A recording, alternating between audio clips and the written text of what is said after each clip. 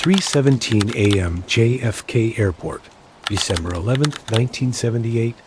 6 men are inside a vault, loading $5 million into bags. No shots, no panic, total silence. In 64 minutes they are gone clean. Invisible, untouchable, the perfect crime. And every single man who pulled it off will be dead within 6 months. Not arrested, not caught, murdered by the man standing right there in the room with them. He planned the robbery. He executed it flawlessly.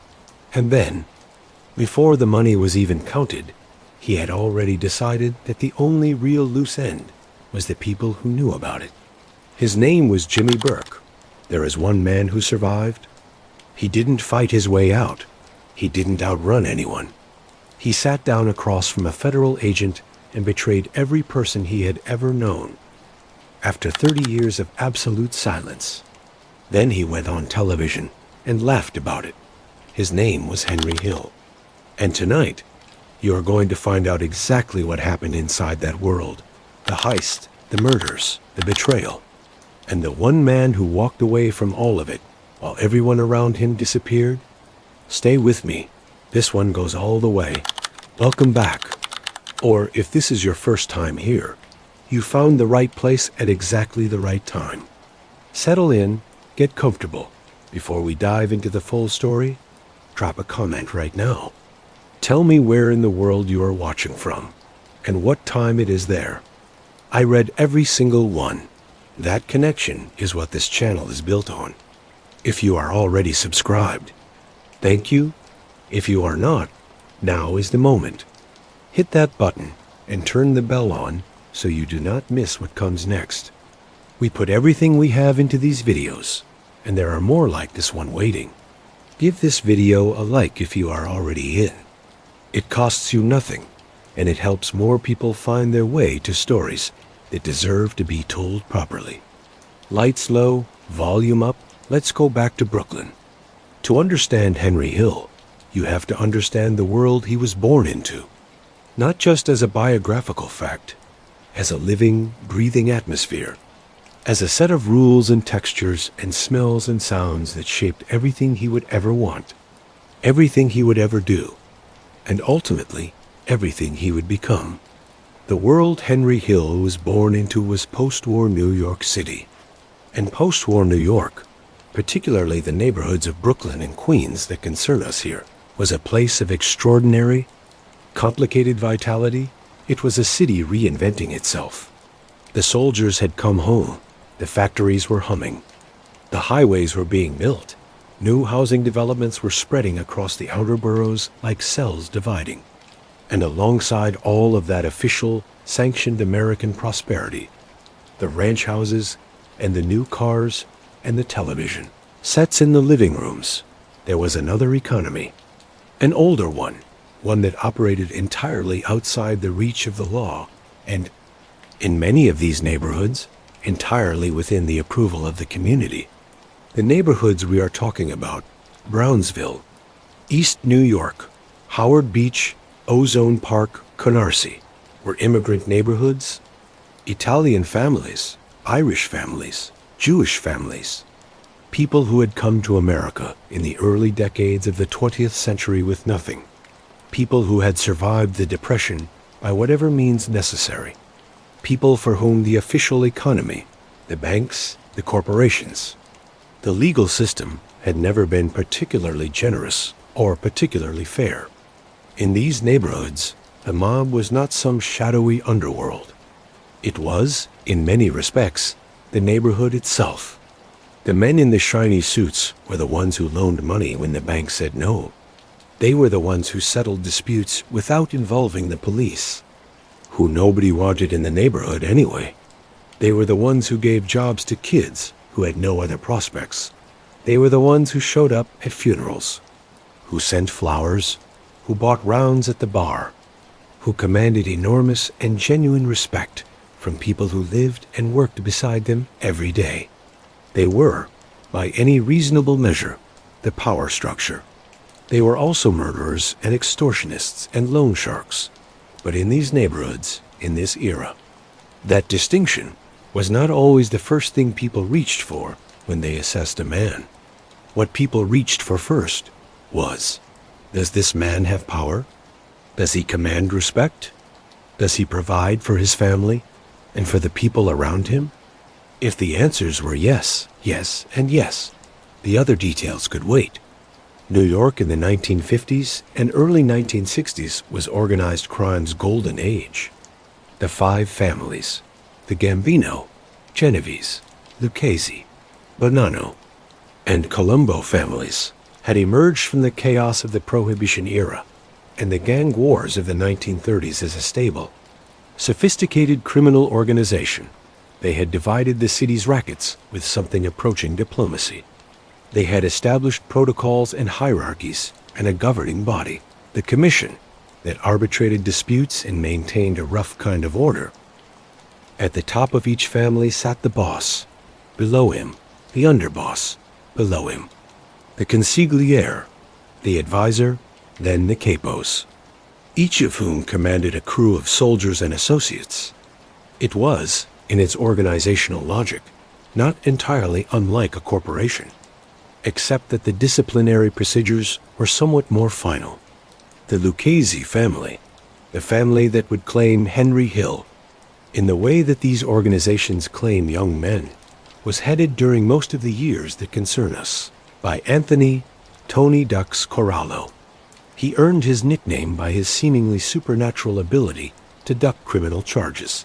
He was a careful, patient man who ran a vast criminal enterprise that included control of major construction unions, garment industry operations, trucking companies, and an enormous network of loan sharking, gambling, and cargo theft operations centered on the airports of New York City.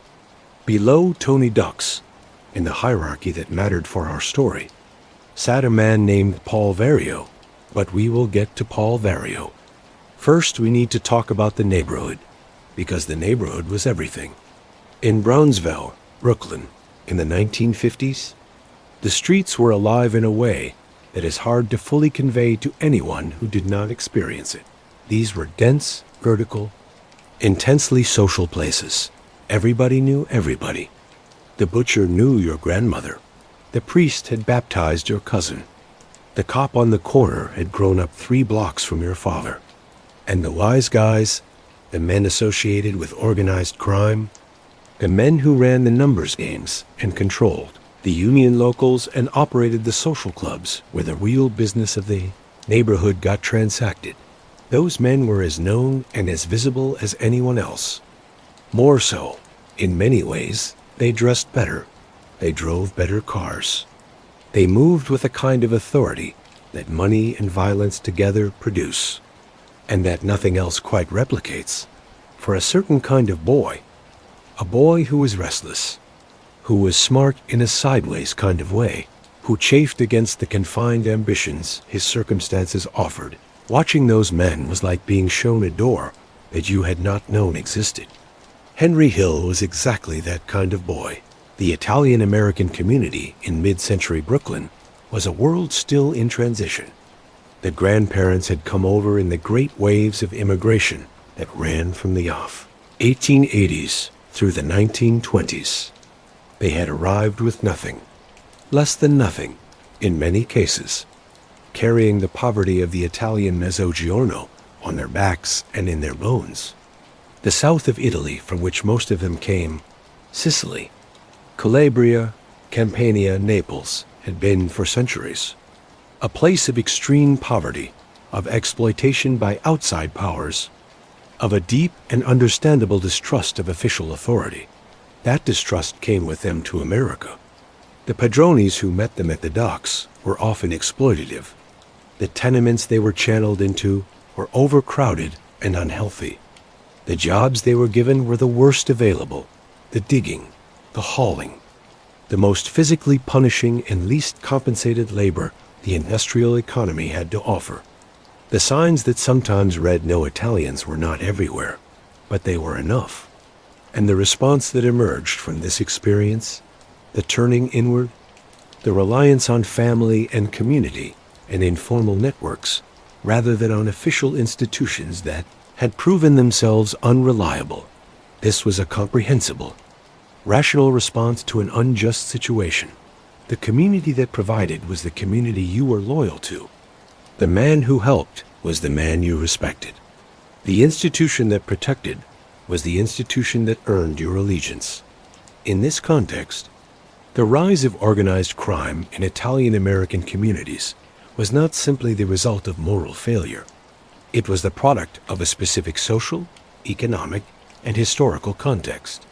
It was the weaponization of communal solidarity by men who understood that the informal networks of loyalty and obligation could be organized into something much more powerful and much more profitable than a neighborhood mutual aid society.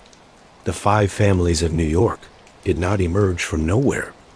They emerged from this specific soil, and they were, particularly in their early decades, genuinely embedded in the communities they served and exploited simultaneously. Walk down Pitkin Avenue in Brownsville in 1955, and you walked through a world that was complete in itself. The pushcart vendors in the morning with their vegetables and their fish. The bakeries whose smell preceded them by half a block. The barbershop where the same men had been going for 40 years. The social clubs where old men played cards and argued and complained about their children and about the government. And among all of this, constant and visible and impossible to miss, the wise guys, they were not hiding. They dressed differently from the men who drove buses or worked in factories. They had a specific kind of grooming, the suits pressed, the shoes polished, the hair barbered with an attention to detail that said something about self-presentation as a form of status communication. They moved differently, with an ease that was not laziness, but something more like the relaxed awareness of people who are not afraid of walking into any room they choose to walk into. They were, to an 11-year-old boy with a restless intelligence and no particular attachment to the approved paths, the most interesting men he had ever seen. In this world, the mob was not the underworld. It was the world. Henry Hill was born on June 11, 1943, in Brownsville, Brooklyn. His father, Henry Hill Sr., was Irish. His mother, Carmela, was Sicilian. In the rigidly ethnic social world of mid-century Brooklyn, this made young Henry something of an anomaly. Not fully Irish, not fully Italian, neither fish nor fowl in a world where your bloodline determined your belonging. It also meant, as he would discover later, that he could never be formally initiated into the Mafia. The rules of La Cosa Nostra required that a made man, a formally inducted member of a family, be of full Italian descent. Henry's Irish blood disqualified him. He could be an associate. He could work with the crew, earn with the crew, fight for the crew. But he could never be truly of the crew. He would always, by the rules of the organization he devoted his life to, be something slightly less. This wound, invisible, never quite spoken about, but always there, would shape Henry Hill in ways that took decades to fully understand. But none of that was apparent when he was 11 years old, standing on the pavement outside his parents' apartment on Pitkin Avenue, watching the cab stand across the street. The cab stand was run by a man named Paul Vario, and it was not really a cab stand. Henry was not a delinquent in the conventional sense. He was not cruel. He was not failing school because he was stupid. He was failing school because school could not compete with what was happening across the street. What was happening across the street was the most exciting thing he had ever seen. The men who came and went from Paul Vario's operation were a constant, vivid parade of exactly the kind of men Henry had decided he wanted to be. They wore tailored suits and silk ties. They drove cars that nobody on Pitkin Avenue could afford. They moved through the world with a particular kind of ease, a total comfort with their own authority that Henry found absolutely magnetic. More importantly, they were never afraid. That was what struck Henry most deeply, in retrospect. The men in the neighborhood who were not connected, the straight guys, the people who worked regular jobs and paid their taxes and followed the rules. Those men were always afraid of something. They were afraid of losing their jobs, afraid of the rent, afraid of the boss, afraid of the bank, afraid of getting sick without insurance, afraid of 100 small humiliations that came with ordinary working-class life. The wise guys were not afraid. They were the thing other people were afraid of. For a boy who had grown up watching his father struggle and worry and drink, that distinction was enormous. It was not simply attractive. It felt like a revelation. Henry began hanging around the cab stand when he was 11 years old. He ran errands. He parked cars. He fetched coffee and sandwiches. He was useful, willing, and smart enough not to ask questions he was not supposed to ask. He was exactly what the men at the cab stand wanted in a young kid, eager, capable, and already instinctively aware that the most important quality a person could bring to this world was the ability to keep his mouth shut. Paul Vario noticed him. Vario was, at the time, in his late 30s. He was a big man, well over 6 feet, heavyset, with the kind of physical presence that made rooms rearrange themselves around him without anyone quite knowing why. He was not, by temperament or habit, a demonstrative man. He did not give speeches. He did not perform his authority. He simply had it, in the way that certain people simply have certain things, and everyone around him felt it constantly. He took Henry under his wing in the gradual, unspoken way that these things happened. There was no formal conversation, no explicit recruitment. There was simply the slow accumulation of small responsibilities, small tests, small demonstrations that Henry was trustworthy and capable. And then, gradually, the responsibilities got larger. Henry's first arrest came when he was 15 years old. He had been caught selling stolen goods, cigarettes taken off a truck. The arrest itself was frightening. Being inside the police station was frightening.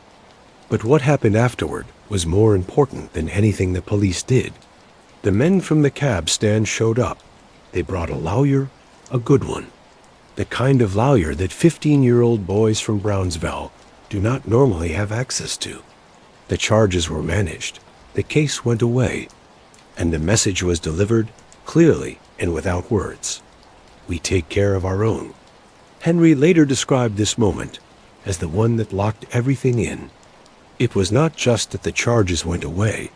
It was the feeling, the overwhelming, intoxicating feeling of belonging to something powerful, of being protected, of having men who were themselves untouchable standing beside him and letting their untouchability extend to him. His mother wept when she found out he had been arrested. His father beat him, not out of cruelty, but out of a kind of desperate fear about where this was going. Neither reaction had any effect whatsoever. Henry Hill had made his choice. He was not quite 16 years old. He later put it as simply as it can be put. I knew I wanted to be a gangster. To me, being a gangster was better than being president of the United States. He meant it without irony. He meant it with the complete, uncomplicated sincerity of a boy who has found the thing that makes him feel most alive. And in the years that followed, everything he did, every crime, every risk, every moment of violence and danger and exhilaration was a deepening of that original choice. Paul Vario became, in the most meaningful functional sense, the father that Henry Hill actually needed. Not the father who would save him from himself, but the father who showed up, who provided, who rewarded loyalty and punished betrayal, and created, for a boy who had grown up in chaos, something that felt very much like structure and security. Henry would refer to Vario, fictionalized in Goodfellas as Paulie Cicero, as Paulie, always even decades later, even after Vario was dead, and Henry had testified against him and put him in prison. Henry's voice when he talked about Paul Vario retained something complicated. It was not quite regret and not quite affection, but contained elements of both. It was the voice of a man talking about someone who had shaped him so fundamentally that he could not entirely separate the shaping from the life. By the time Henry Hill was in his early 20s, he was a full associate of the Lucchese family crew, operating out of Southeast Queens. He was earning, he was respected. He was doing exactly what he had looked at from across a Brooklyn street at the age of 11 and decided he wanted to do. The only thing missing was the ability to be fully made. And that wound, that permanent exclusion, was something he learned to live with. The way you learn to live with a chronic pain. It does not stop hurting. You simply stop mentioning it. Karen Friedman met Henry Hill at a double date gone wrong. It was the early 1960s. Karen was 17 years old, Jewish, from a middle-class family in Valley Stream on Long Island, a world that was geographically not far from Howard Beach, but culturally a considerable distance from the world Henry Hill inhabited. She had agreed to go on a blind date with a friend. The friend's date was Henry. Henry didn't show up for his own date. Karen was annoyed.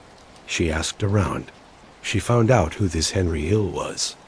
And then, in a sequence of events that she later described as both typical of him and somehow emblematic of everything that followed, Henry tracked her down, apologized, and was so thoroughly, effortlessly charming about the apology that she found herself agreeing to give him another chance.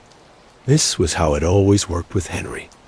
He had a gift for recovery, for the specific charm that made you feel, even when he had just done something objectionable, that you were still the most important person in the room.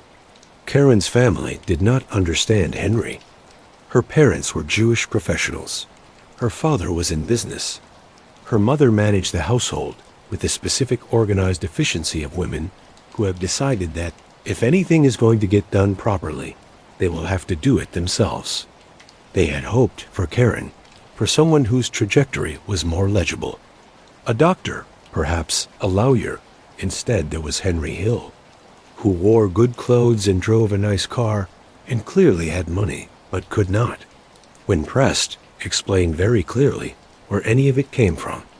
Karen pressed him. Eventually, she got enough of an answer to understand the general shape of what Henry did, without fully understanding the specific details. He was connected. He was with the guys. He did things that did not bear too much examination. And in the world of Southeast Queens in the 1960s, where organized crime was woven into the fabric of daily life so thoroughly that it was simply part of the background, this was not the disqualifying revelation. It might have been in other contexts. Karen Hill was not naive. She was, by every account, intelligent, perceptive, and deeply capable of understanding what she was looking at. But she was also 19 years old.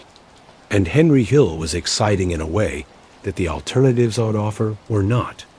He was in the world she had seen from a distance her whole life, the world of money and power and men who did not apologize for who they were.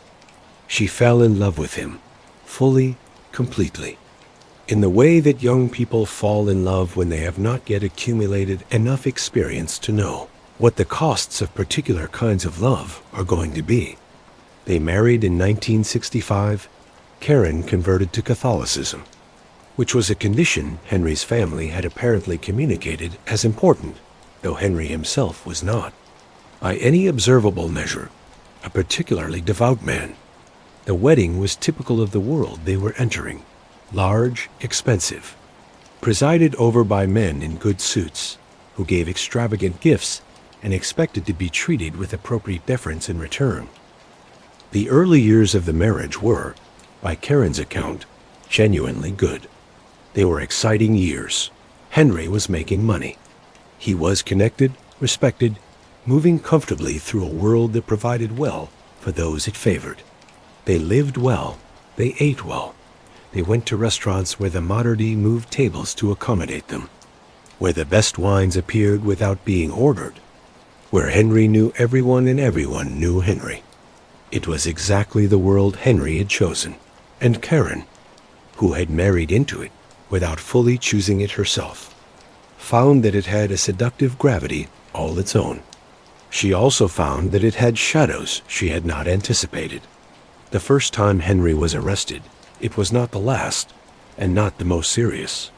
Karen had to sit in a police waiting room and understand that the legal system was not going to treat her husband with the presumption of innocence that it theoretically guaranteed to everyone. He was in organized crime. The police knew he was in organized crime.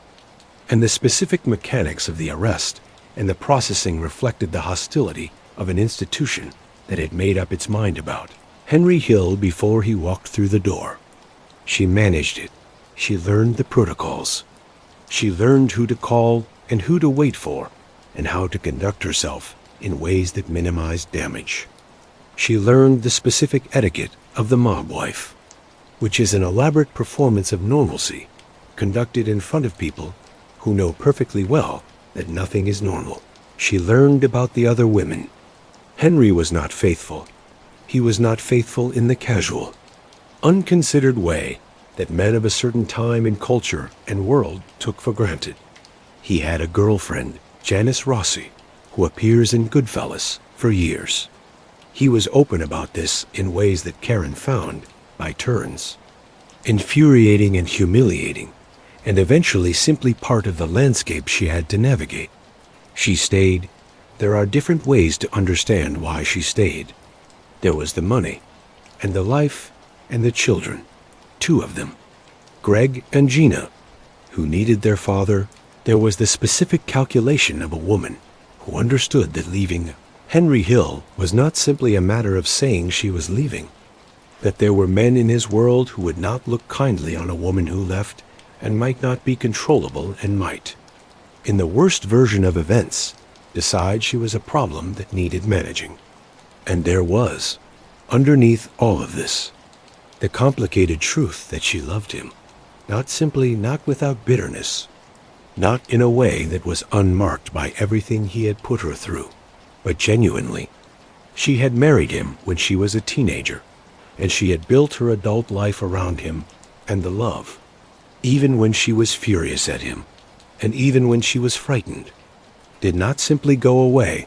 Karen Hill's own testimony, both in the legal proceedings that followed Henry's arrest and in her own published account, is one of the most important primary sources we have for understanding what life inside the mob actually looked like from a perspective that was adjacent to the power without controlling it. She describes the money, the way it appeared and disappeared, the paper bags full of cash that Henry brought home without explanation, the specific protocol around not asking certain questions that she absorbed without being explicitly taught it. Because in this world, the education on what not to ask was delivered not through instruction, but through the ambient understanding that certain questions created problems, and no one wanted problems. She describes the violence, not the violence she witnessed directly, but the knowledge of it, the understanding that the men who came to the house for dinner, who sat at her table and ate her food and kissed her children, were also capable of things that she tried very hard not to visualize in detail. There was a wall between the domestic reality and the criminal reality, and maintaining that wall was part of what being a mob wife meant. You could not fully know and still sit at the table, so you chose not to fully know, and she describes the fear, the particular, chronic, low-grade fear that became part of the background, radiation of her daily life as the years went on. Henry's world became more dangerous, and the FBI surveillance became impossible to ignore, and the people around Henry started disappearing. She stayed through all of it. She stayed until Henry was arrested in 1980, and the choice was made for both of them. In WITSEC, the Witness Protection Program, Karen's version of safety was a different kind of imprisonment. New name, new city, new context, no family, no friends, no community, no connection to the 30 years of life she had built. Just the children and a man she was no longer sure she could trust. In a new place where nobody knew her, and she knew nobody, she eventually left Henry. The marriage did not end at a single clean moment. It eroded over the years in protection, through the relapses and the arrests and the impossibility of containing Henry Hill within any structure that required him to be someone other than Henry Hill. Her book, published in 2004, co-written with her daughter Gina, is its own remarkable document. Not the story of a woman who was victimized into passivity, but the story of a woman who made choices, some of them bad, some of them the best available under the circumstances, and who survived a world that was not designed for surviving. There is a certain kind of power that announces itself constantly, that surrounds itself with noise and display and visible demonstration of force. And then there is the kind of power that does not need to announce itself at all. Paul Vario was the second kind.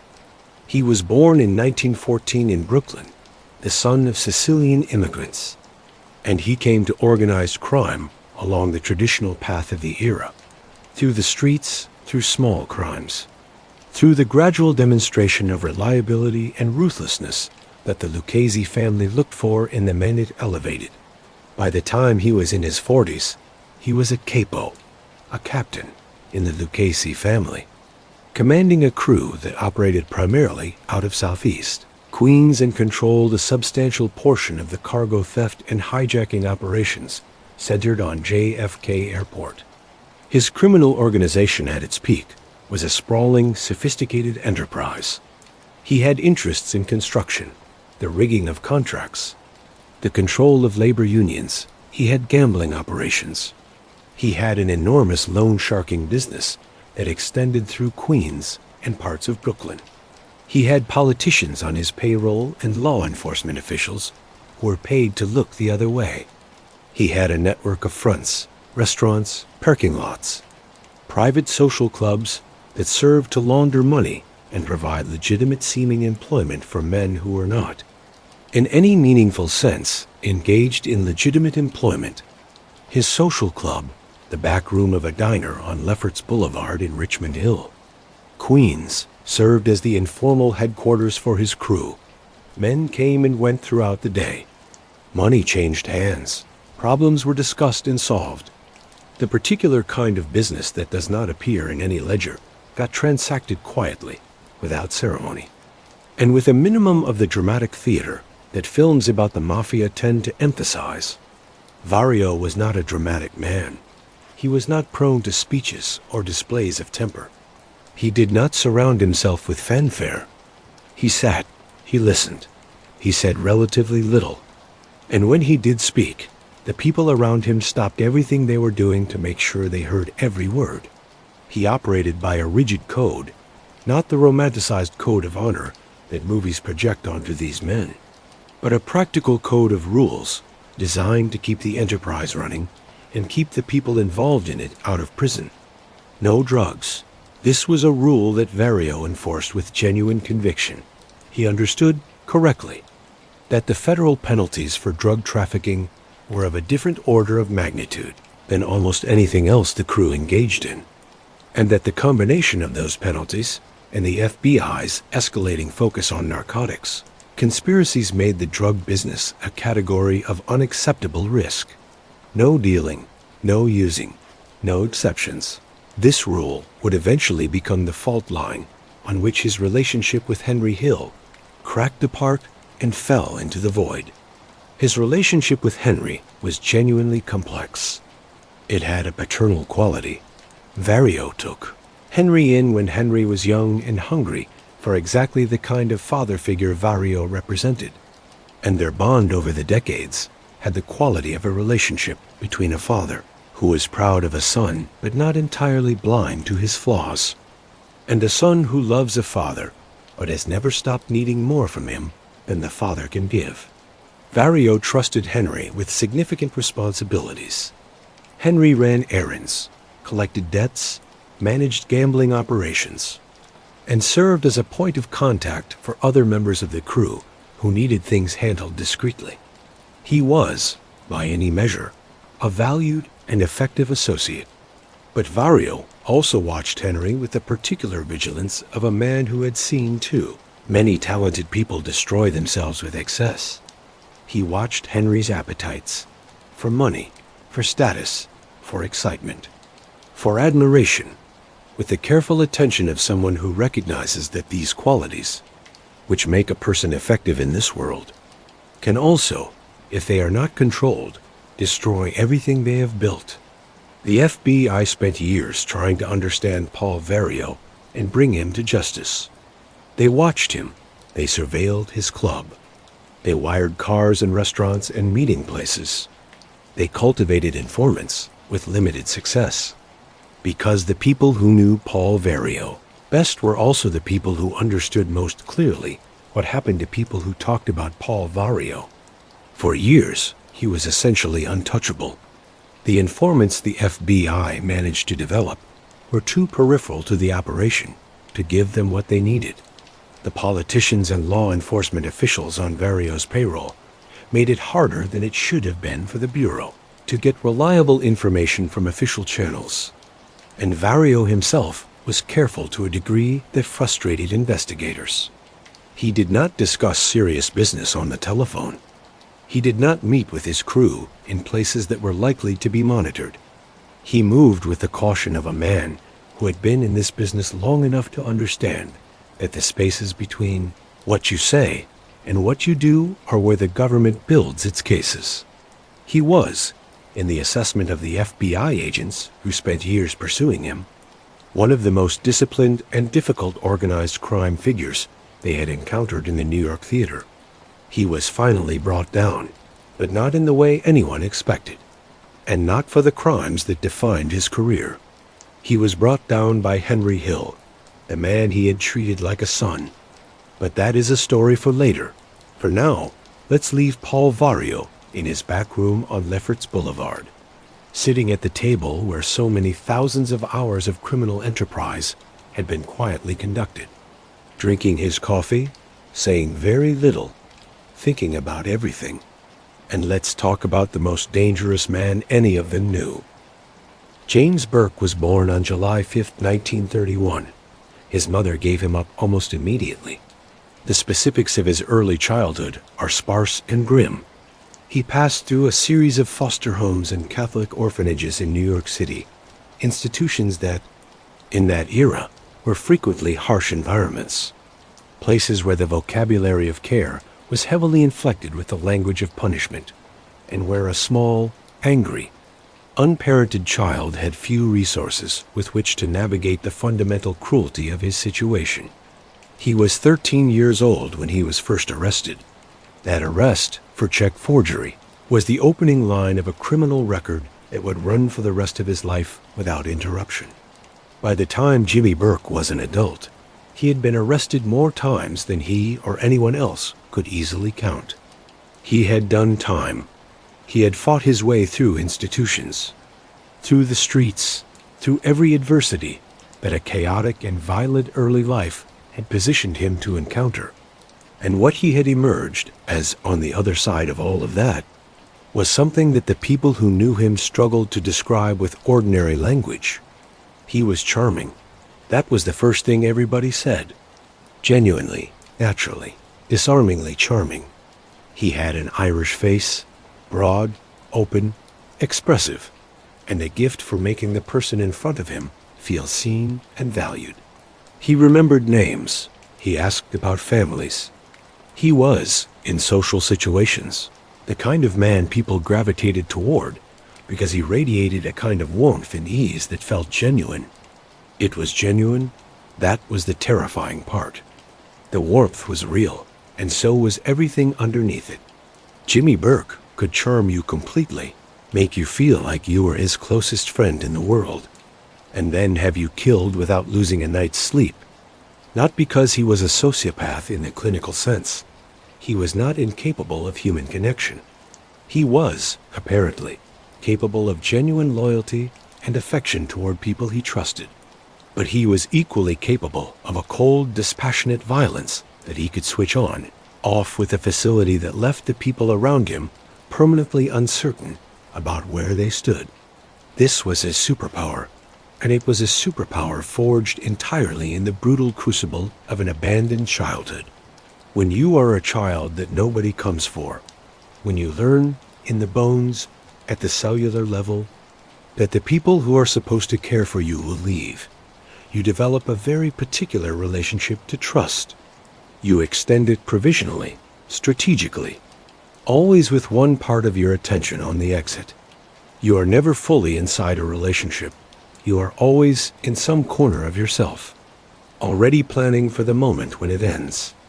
This quality, this fundamental guardedness underneath the surface, warmth, was what made Jimmy Burke so effective and so frightening. He could walk through the world as though he were fully present, fully engaged, fully connected to the people around him. And he was, to a point, but beneath the charm, there was always the calculation, always the assessment, always the question, never asked aloud. That governed every relationship he had. How much does this person know, and how much danger does that represent? His reputation on the street was expressed in his nickname, Jimmy the Gent. The nickname had a specific origin. Jimmy was famous for tipping, lavishly, consistently, extravagantly. Waitresses, bartenders, valets, bellhops, people who provided service to Jimmy Burke could count on receiving tips that were, by the standards of the time and place, genuinely generous. He understood that the people who served you also observed you, and that their goodwill, purchased cheaply, could be extraordinarily useful. It was, like everything about Jimmy Burke, both entirely genuine and entirely strategic. He was also, by every account, spectacularly good at violence. Not in the sense of enjoying it for its own sake. Jimmy Burke was not a man who killed for pleasure. He killed for logic. He killed because someone had crossed a line that needed to be enforced, or because someone knew something that constituted a liability, or because someone had taken something that belonged to him and needed to understand that this was not a survivable decision. He brought to violence the same cool, professional efficiency that he brought to everything else. The bodies he left behind, and there were many, spread across decades, were not the bodies of a man who had lost control.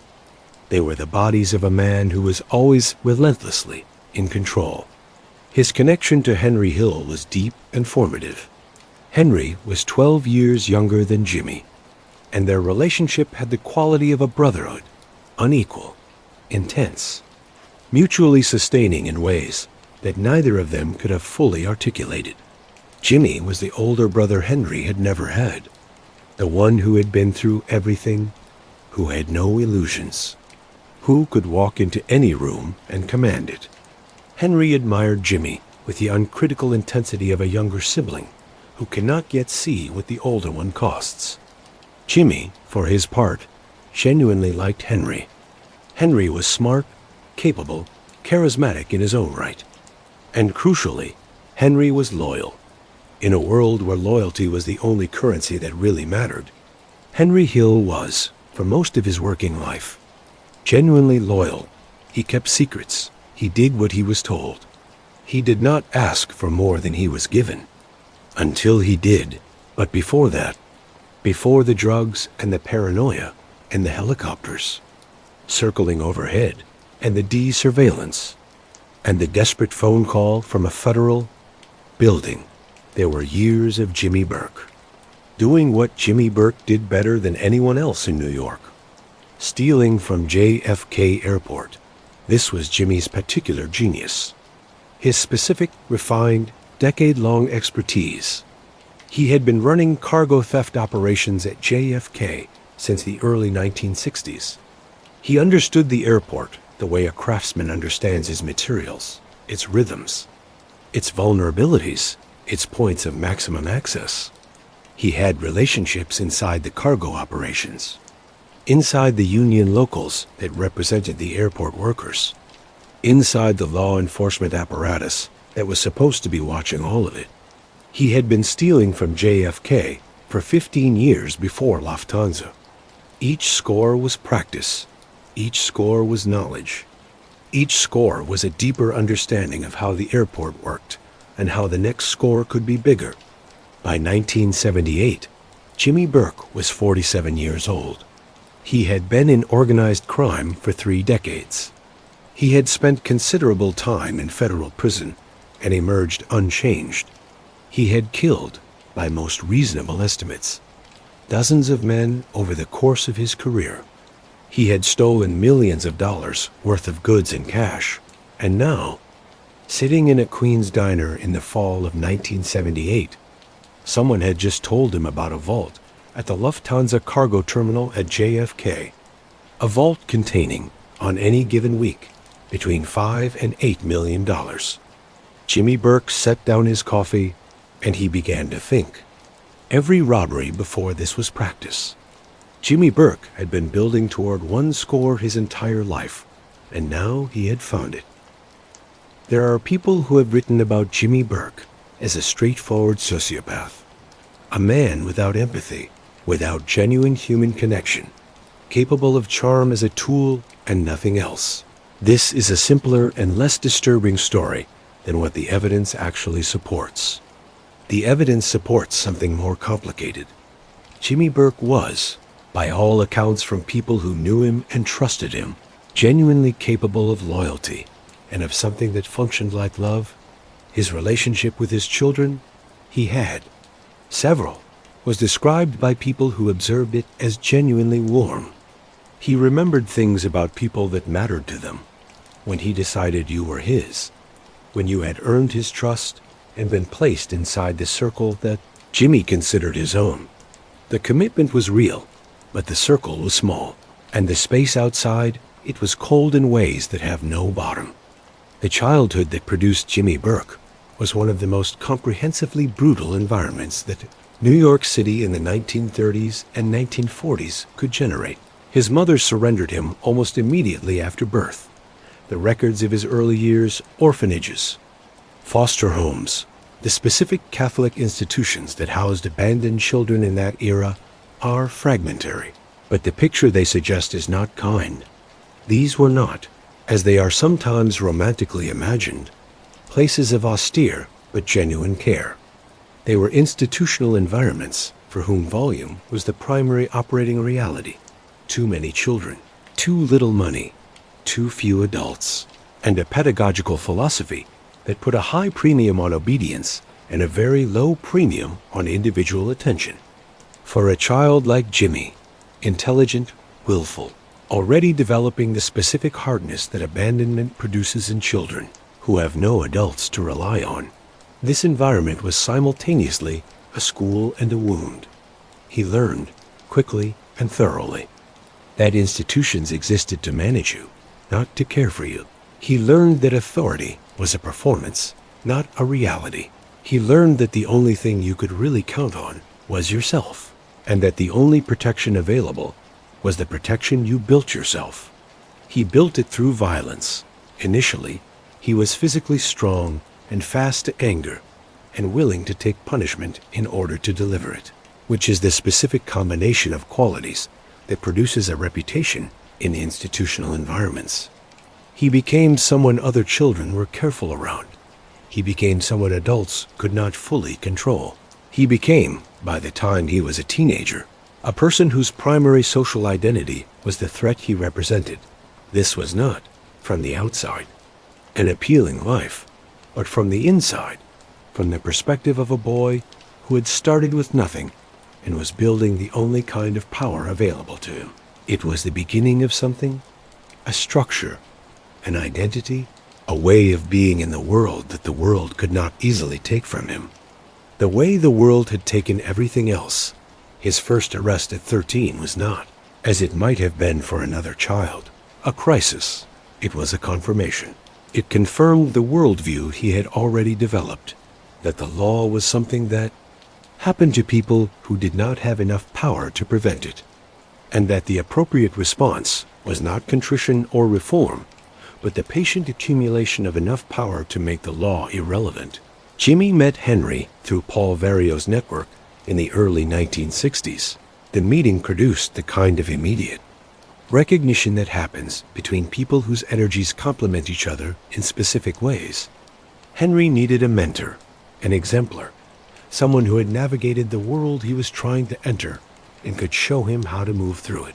Jimmy, at that point in his life, needed someone to invest in, someone capable, someone loyal, and Henry was both. The relationship that formed between them had, underneath the criminal transaction, a genuine human quality that was not entirely extinguished by what eventually happened. Jimmy helped Henry in real ways, over years, across multiple crises. He showed him how to work, how to think, how to handle situations that required steady nerves. He was like a brother, Henry said, and then, after a pause, and then he started killing people. The transition Jimmy made from the man who planned the Lufthansa heist to the man who systematically murdered everyone who had touched it is the most revealing passage in the entire story. Not because it reveals something new about who Jimmy Burke was, but because it reveals so clearly the logic of his world made manifest in its most extreme form. In Jimmy Burke's moral calculus, the elimination of his own crew after Lufthansa was not a betrayal. It was a response to risk. It was the application of the most fundamental principle he had learned in his abandoned childhood, that the only reliable form of security is control, and that control sometimes requires the removal of variables you cannot otherwise manage. The men he killed knew things. The things they knew represented a threat. The most efficient response to that threat was the elimination of the people who held the information. This is not complex reasoning, but it is, within its own brutal frame, internally consistent, what it required. And this is the detail that Henry found most disturbing, in retrospect, was the specific ability to maintain warmth and friendship with a person right up to the moment you decided to kill them, to have dinner with someone, to laugh with them, to let them believe, fully and without reservation, that the relationship was what it had always been, and then to make the call. Jimmy Burke was capable of this. He did it repeatedly. He did it without visible distress. This is what made him truly dangerous, not the willingness to kill. That was common enough in his world, but the capacity to do it without rupture, without the tell of guilt or conflict that most people, even violent people, cannot entirely suppress. Jimmy Burke went to federal prison in 1982. He was 51 years old. He brought with him the same qualities he had brought to everything else: a discipline, a silence, a refusal to give anything away that he did not choose to give. He never talked about Lufthansa. Not to investigators, not to journalists, not to fellow inmates. He understood perfectly that the only safe thing about what had happened at JFK was what had not been said, and he did not say it. He died at 64 of lung cancer. The money from the Lufthansa heist, the portion not immediately spent or recovered, was never accounted for. It is, in the folklore of the case, still out there somewhere, presumably laundered through decades of legitimate-seeming transactions into forms that no investigator has ever been able to trace. The Lufthansa heist was perfect. That was always going to be its tragedy. Before we get to the Lufthansa heist, before we follow Jimmy Burke down the planning process that would consume the second half of 1978, we need to talk about Thomas DeSimone. Tommy DeSimone is, in some ways, the most important secondary figure in this story. He is the character who sits at the very center of the crew's personality, the embodiment of its violence, its darkness, its capacity for terrible and sudden destruction. He is also, in the years leading up to Lufthansa, the crew's most persistent and dangerous problem. Joe Pesci won the Academy Award for Best Supporting Actor for his portrayal of Tommy in Goodfellas. It is one of the great screen performances, an exercise in sustained, controlled menace that keeps audiences genuinely off balance throughout the film. You laugh at Tommy, and then you are horrified by yourself for laughing, because what he has just done is unspeakable. But the real Tommy DeSimone, born Thomas DeSimone on November 18, 1950, was, if anything, harder to look at straight than the movie version. He was magnetic.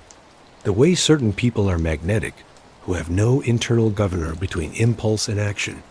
He was funny, in the way that genuinely dangerous people are sometimes funny, unexpectedly, brilliantly, in ways that catch you off guard and make you lower your defenses at the exact moment you should be raising them. He was physically imposing, over 6 feet tall, powerfully built, and he moved with the particular confidence of a man who has never encountered a situation he could not punch his way out of. He was also, by the assessment of virtually everyone who knew him, including people who loved him, completely and terrifyingly ungovernable.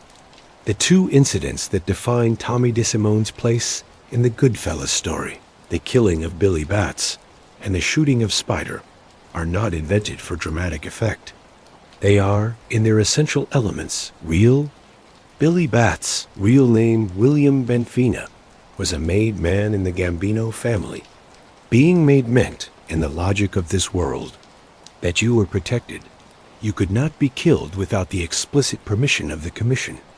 Killing a made man without that permission was one of the gravest possible violations of organized crime protocol, the kind of act that could, and frequently did, result in the death of everyone involved.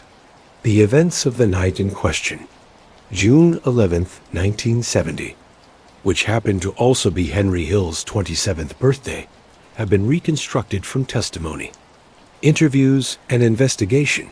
They were at the Suite, a nightclub in Queens that Henry and his associates frequented. Billy Batts, recently released from prison, was there.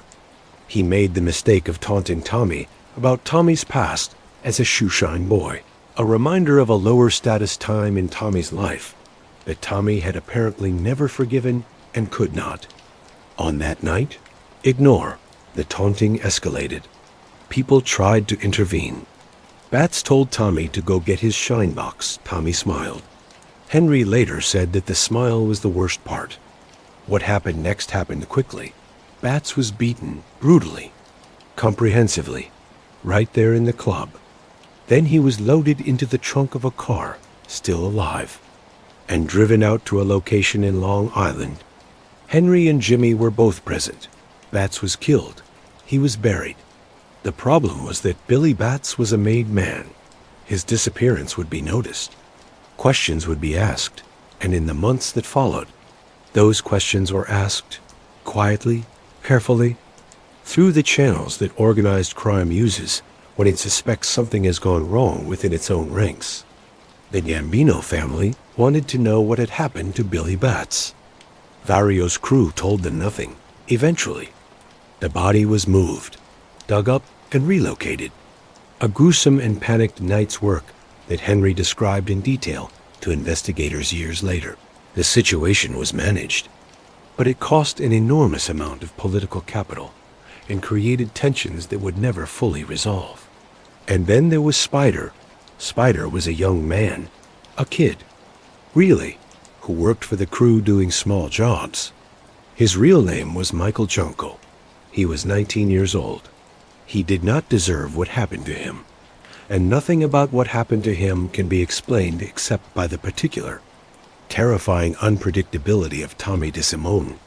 According to multiple accounts, Spider was serving drinks at a card game when Tommy, drunk, agitated, looking for something to land on, took exception to some perceived slight. He shot Spider in the foot. This alone was the act of a man with no meaningful limits. Spider came back the next time, bandaged, and said something in one account. He told Tommy to go fuck himself in response to more taunting, and Tommy shot him dead. At a card game, in front of witnesses, Jimmy Burke's reported response, laughing, saying Tommy had guts, has been cited as one of the most chilling moments in Henry's testimony. Not because of what it revealed about Tommy, but because of what it revealed about the culture that surrounded him. The violence was so normalized, the absence of consequences so complete, that a murder committed in public could be processed as evidence of admirable nerve. Tommy was, by the standards of even his own world, too much, but he was also, in his way, genuinely useful to people like Jimmy Burke, who needed men who could be deployed into situations requiring maximum force without hesitation or aftermath. Tommy was that man. He was the enforcement mechanism for the crew's will, the living demonstration of what happened to people who crossed certain lines. The problem, the inescapable, fatal problem, was that Tommy did not only cross other people's lines. He crossed his own crew's lines. He crossed the family's lines. He crossed, most catastrophically, the Commission's lines. And the walls around Tommy began, slowly, to close. His Irish blood was part of it, like Henry. Tommy was not of pure Italian descent. He was Irish-Italian, which meant he could not be formally made. In the violent, status-obsessed world of organized crime, this was a significant limitation. It meant that Tommy existed in a permanent state of maximum exposure, able to commit acts that, in a made man, might be forgiven or managed, but unable to access the institutional protection that formal membership conferred. He was, in short, powerful but unprotected, effective but disposable, and as the years went on, and the list of his transgressions grew longer, the calculation about whether Tommy DeSimone was worth the trouble of keeping alive began to shift. Senior figures in the family watched what Tommy did and weighed it against what he cost. The arithmetic was unfavorable. There was, in 1979, a ceremony arranged. Tommy was told he was going to be made, that an exception was being made for him, that his service to the family had earned him the formal recognition he had always wanted. He went to the meeting, he dressed for it. He was excited, in the way that even the most hardened men can be excited by the thing they have always wanted and have been told. At last is theirs. He walked into a room. He did not walk out. The details of what happened in that room have never been officially established. Tommy DeSimone's body was never recovered. He simply ceased to exist. He vanished from the world with the completeness and efficiency of a man whose killers did not want questions asked. The hit had been approved at the highest levels. The Gambino family, who had never fully accepted that the Billy Bats situation had been adequately resolved, had been given their satisfaction. The Lucchese family had cleaned up a problem that had been growing for years. Henry learned about Tommy's death in a phone call. He was quiet for a long moment. Then he said something about how Tommy always knew, somewhere, that it would end this way, that Tommy had always been running toward the wall at full speed, and the only mystery was exactly when he would hit it. Jimmy Burke said nothing to anyone. Whatever he felt about the death of one of the few men who was, in any meaningful sense, his friend, he kept it to himself.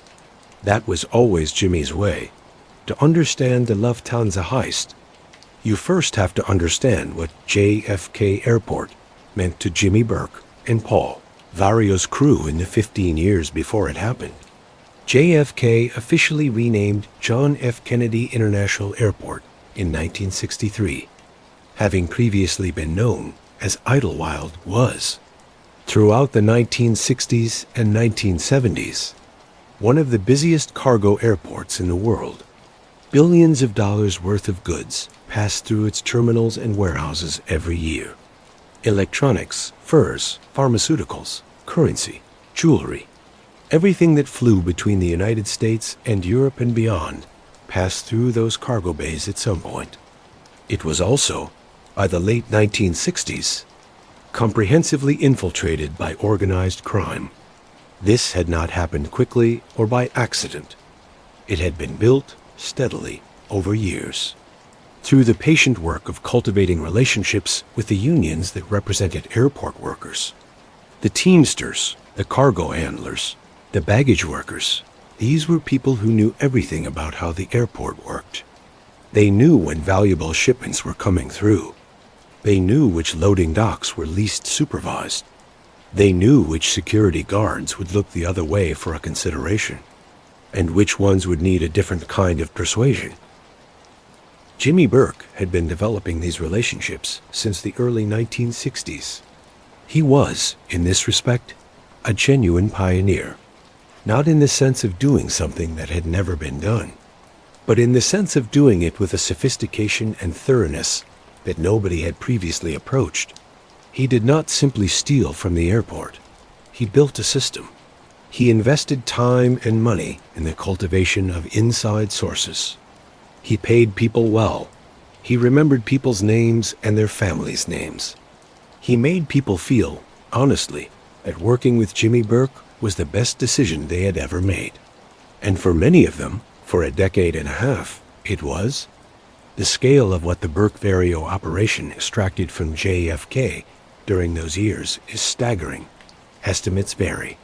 But the total value of cargo stolen from the airport between the early 1960s and the late 1970s runs into the tens of millions of dollars.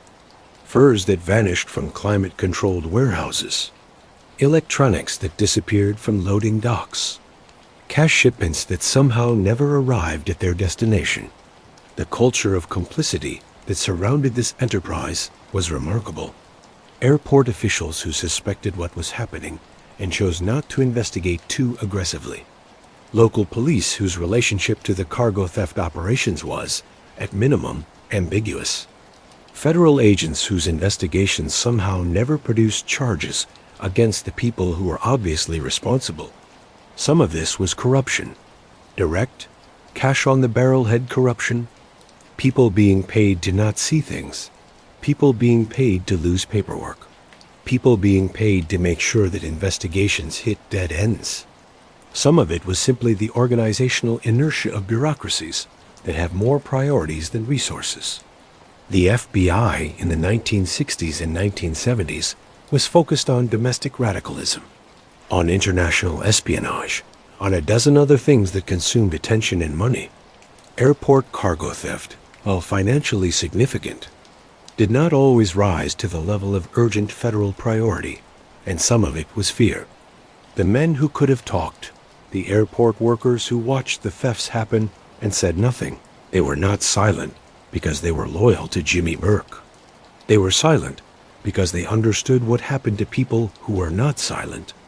Jimmy made sure they understood that, and so the airport empire flourished. Year after year, scores that were planned with care, executed with professionalism, and absorbed into the institutional fabric of the place, until they began to seem almost like part of how things worked. The Teamsters Local 295, which represented cargo handlers at JFK, was, by the late 1960s, deeply compromised by its relationship with organized crime. This was not unique to JFK. The Teamsters nationally had a complicated history with organized crime that went back to Jimmy Hoffa and before. But the specific local operations at the major airports, where the value density of cargo was among the highest in the economy, made those locals particularly attractive targets. By the time Jimmy Burke had been working JFK for a decade, the operational picture was something like this. Specific cargo handlers knew, on any given week, which shipments were worth stealing and which were not. They knew the schedules. They knew which loading docks were least observed. They knew when shift changes created windows of reduced supervision. They communicated this information through intermediaries to Jimmy's operation, and in return, they received cash reliably and generously, in amounts that made the modest risk feel well worth it. Jimmy maintained the system through a combination of generosity and terror that was, in its way, a masterwork of operational management. The people on the inside were paid well and promptly. You knew what you were getting. You knew when you were getting it, and you knew, without needing to be told explicitly, what happened to people who created problems for the operation. The airport essentially had two economies operating simultaneously with considerable overlap. The official economy, the regulated, audited, federally supervised commercial aviation operation, and the unofficial economy, which ran underneath it with the ease and familiarity of something that had been there long enough to feel natural. The FBI knew, in general terms, what was happening. They knew for years. The problem was evidence, specific, admissible. Courtroom-grade evidence that could connect the specific thefts to specific people and establish the conspiracy beneath the individual incidents. Building that evidence required inside information, and inside information required informants. And informants in the JFK cargo world were scarce. They kept building, they kept watching. They kept adding pieces to a picture that was slowly becoming complete. And then, in the fall of 1978, a man named Louis Werner, an airline employee who worked for Lufthansa, told a mutual contact that there was something extraordinary in the Lufthansa cargo vault. Werner, who owed money to people connected to the crew, knew that Lufthansa regularly collected large sums of American currency from its U.S. operations and transferred them. In bulk, back to Germany. This currency consolidation happened on a regular schedule, and the amounts involved were very large. On any given pickup week, the vault might contain $5, $6, $7 million in cash, plus foreign currency and jewels in transit. The information made its way, through intermediaries, to Jimmy Burke. Jimmy listened. Jimmy thought. Every robbery before this was practice. Jimmy Burke had been building toward one score his entire life, and now he had found it. The planning phase of the Lufthansa heist lasted approximately 3 months. During that time, Jimmy Burke moved with the methodical, unhurried focus that distinguished his best work from the impulsive, reactive crime that characterized most of what his world produced. He was not excited. He was not boastful. He told almost nobody about what he was planning. And the people he did tell were told on a strict need-to-know basis, with the understanding, always implicit, always present, that any breach of security would be treated as the gravest possible violation of trust. Louis Werner was the most important inside source. He provided specific intelligence about the vault, its security, its schedule, and the particular vulnerabilities of the Lufthansa cargo operation. Werner was motivated partly by his debt to the crew, and partly by the promise of a significant cut of whatever was taken. There were others inside the operation, airport employees who were paid for specific pieces of information, a cargo handler who confirmed the timing of the scheduled currency collection, a security supervisor who provided details about the guard rotation on overnight shifts. Jimmy assembled his crew with similar care. The men he chose were not random. They were people he had worked with before, people he believed were reliable under pressure, people who could follow instructions in a high-stress environment without improvising in ways that created problems. The crew included, among others, Parnell Stacks Edwards, assigned to drive the backup vehicle and ensure the getaway van was properly disposed of afterward. Angelo Seep, a Burke associate with a history of violent crime. Frenchie McMahon and Joe Manry, experienced robbers. Paolo Licastri, Robert McMahon. The crew made dry runs. They mapped the interior of the cargo terminal. They understood where the guards would be positioned, how many there were, where the control points were, and how the extraction route would work. They planned for contingencies. They planned for the alarm being triggered, for a guard who might not comply, for a vehicle issue on the way out. Jimmy left as little as possible to chance. December 11th, 1978. The crew assembled in the hours before 3 a.m. The weather was bitter, below 20 degrees, with a wind that came off Jamaica Bay and made the exposed tarmac feel like the surface of something hostile and alien. The men were dressed for work, ski masks, gloves, dark clothing. They carried weapons, pistols, at least one shotgun. The intent was not to use them if it could be avoided. The intent was to create compliance through the visible fact of their presence. At approximately 3 a.m., the crew entered the Lufthansa cargo terminal. The approach was through an access road that ran along the perimeter of the cargo area. The van was driven to a point near the cargo building, and the crew moved on foot to the service entrance. The door was not locked. This was the product of inside information, of the specific knowledge that the overnight shift had a particular entry protocol that left this door accessible during certain hours. Inside the building, they moved quickly. The guards on duty were rounded up at gunpoint. No shots were fired. The guards, 6 of them, including a cargo supervisor, were bound and placed on the floor. They were told clearly, and without unnecessary drama, that if they complied, they would not be hurt. The crew's behavior, by all accounts, was controlled and professional. There was no raging, no shouting, no theatrical violence, just the cold, calm efficiency of men who knew what they were doing and intended to do it as quickly as possible. The vault itself was accessed with the combination provided by the inside source. It opened without incident. What was inside exceeded even Jimmy Burke's expectations. The cash was bundled in bank wrappers. American dollars, 10s, 20s, 50s, hundreds, West German marks, traveler's checks. Jewelry, not the vault's primary contents, but present in quantities that added materially to the total. The crew filled their bags. They moved with speed, but not panic. Controlled urgency, the kind that comes from rehearsal. Someone counted time. The bags got heavier. At 3:57 a.m., based on the earliest police records, the crew completed the loading and moved back toward the access door. The guards were left bound, but unharmed. The van waited. The crew loaded the bags. The van moved.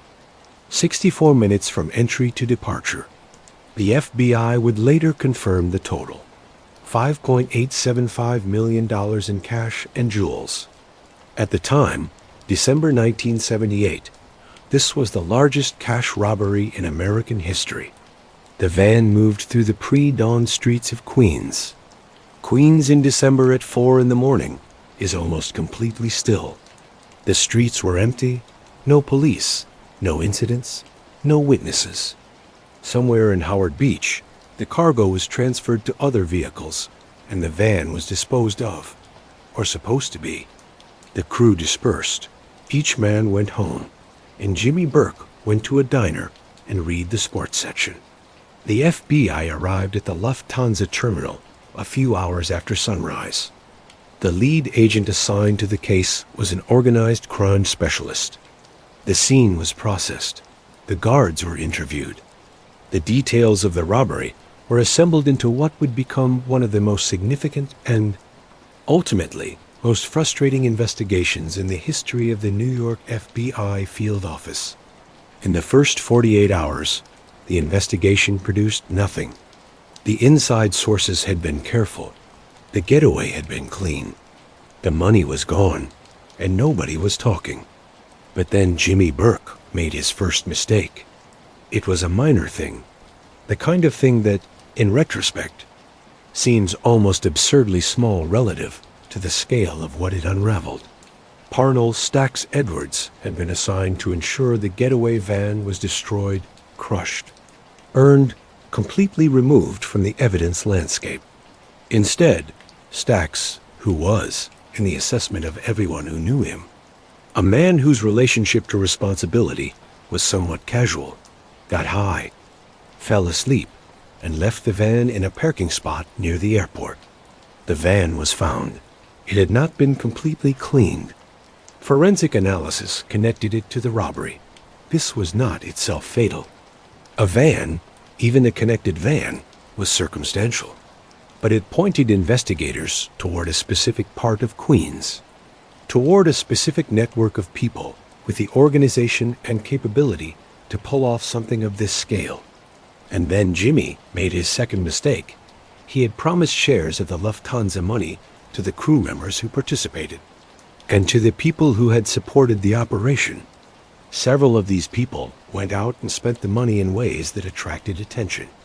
A pink Cadillac was purchased. A jewelry store in Queens recorded an unusual cash sale. Cars changed hands. The FBI noted all of it. Jimmy Burke noticed the FBI noting all of it, and the phone calls stopped. The meetings stopped, and the bodies started. What happened in the months following the Lufthansa heist is one of the most chilling episodes in the history of American organized crime. Not because of the scale of the violence. The number of people killed was not unusual for this world. In this era, because of the cold logic behind it, because of the methodical, systematic way that Jimmy Burke eliminated, one by one, every person who could connect him to the robbery. Let's go through it slowly, because each disappearance deserves its own moment. Parnell Stacks Edwards was the first. Stacks had failed in his assignment. He had left the van where it could be found. This was a serious mistake. And Jimmy Burke did not tolerate serious mistakes. But Stacks did not die only because he left the van. He died because he was connected to the robbery. And Jimmy had decided that everyone connected to the robbery had to disappear. Stacks was shot in his apartment on December 18, 1978, 7 days after the heist. He was killed by Angelo Seep, acting on Jimmy's instructions. He was 32 years old. Then came Frenchie McMahon.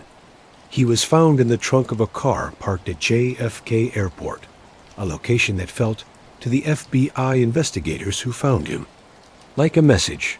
Robert McMahon, his associate, disappeared shortly afterward. His body was never recovered. Joe Manri and Paolo Licastri vanished within weeks of each other. Neither body was found. Both men simply ceased to exist, in the way that men in this world ceased to exist when powerful people decided they needed to. Then Martin Krugman, a man who had originally connected the crew to the Lufthansa tip through Louis Werner.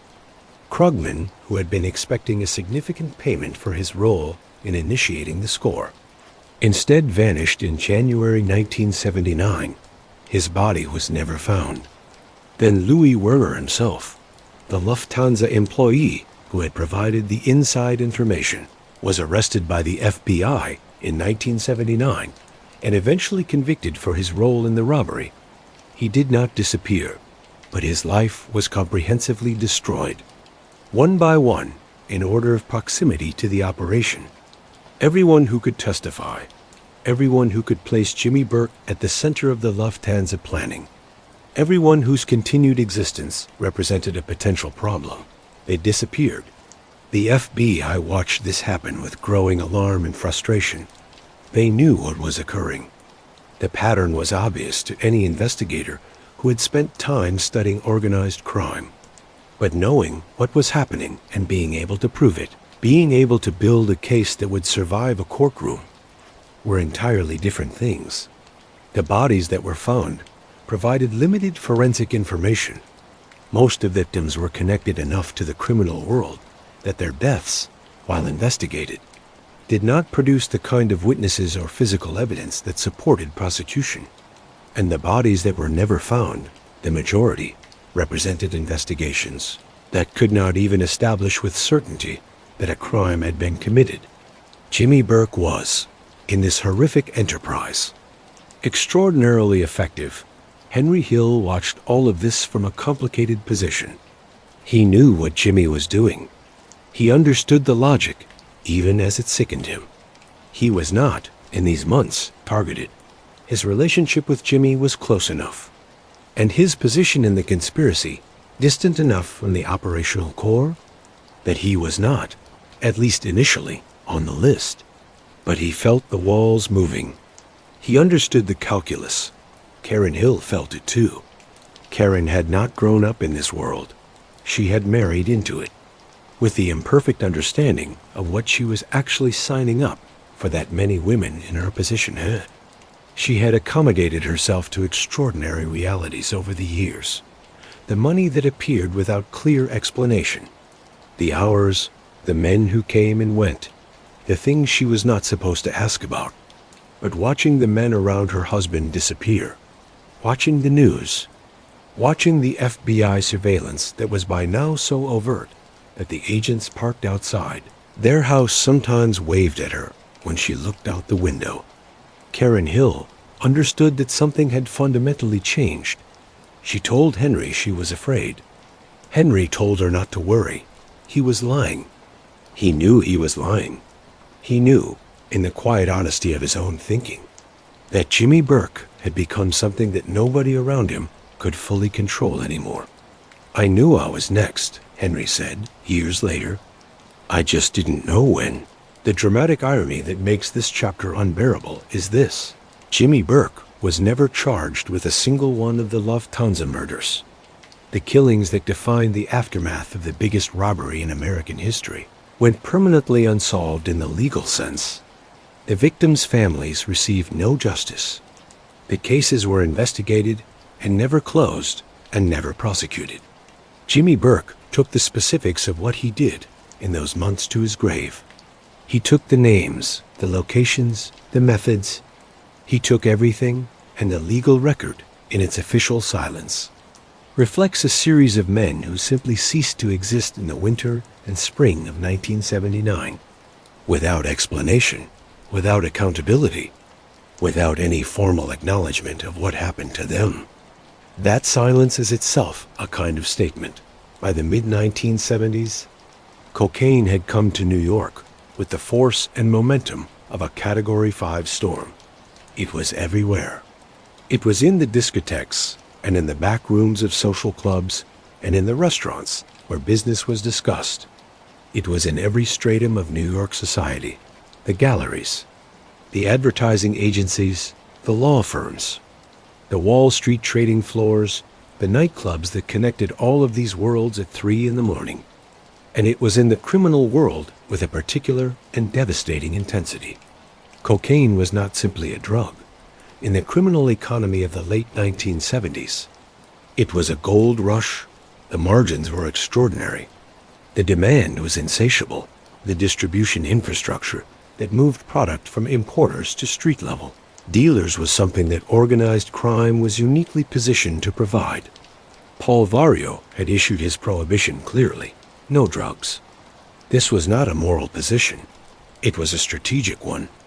Vario understood, correctly, that the federal penalties for drug trafficking were of a different order of magnitude than almost anything else the crew engaged in, and that the combination of those penalties and the FBI's escalating focus on narcotics conspiracies made the drug business a category of unacceptable risk.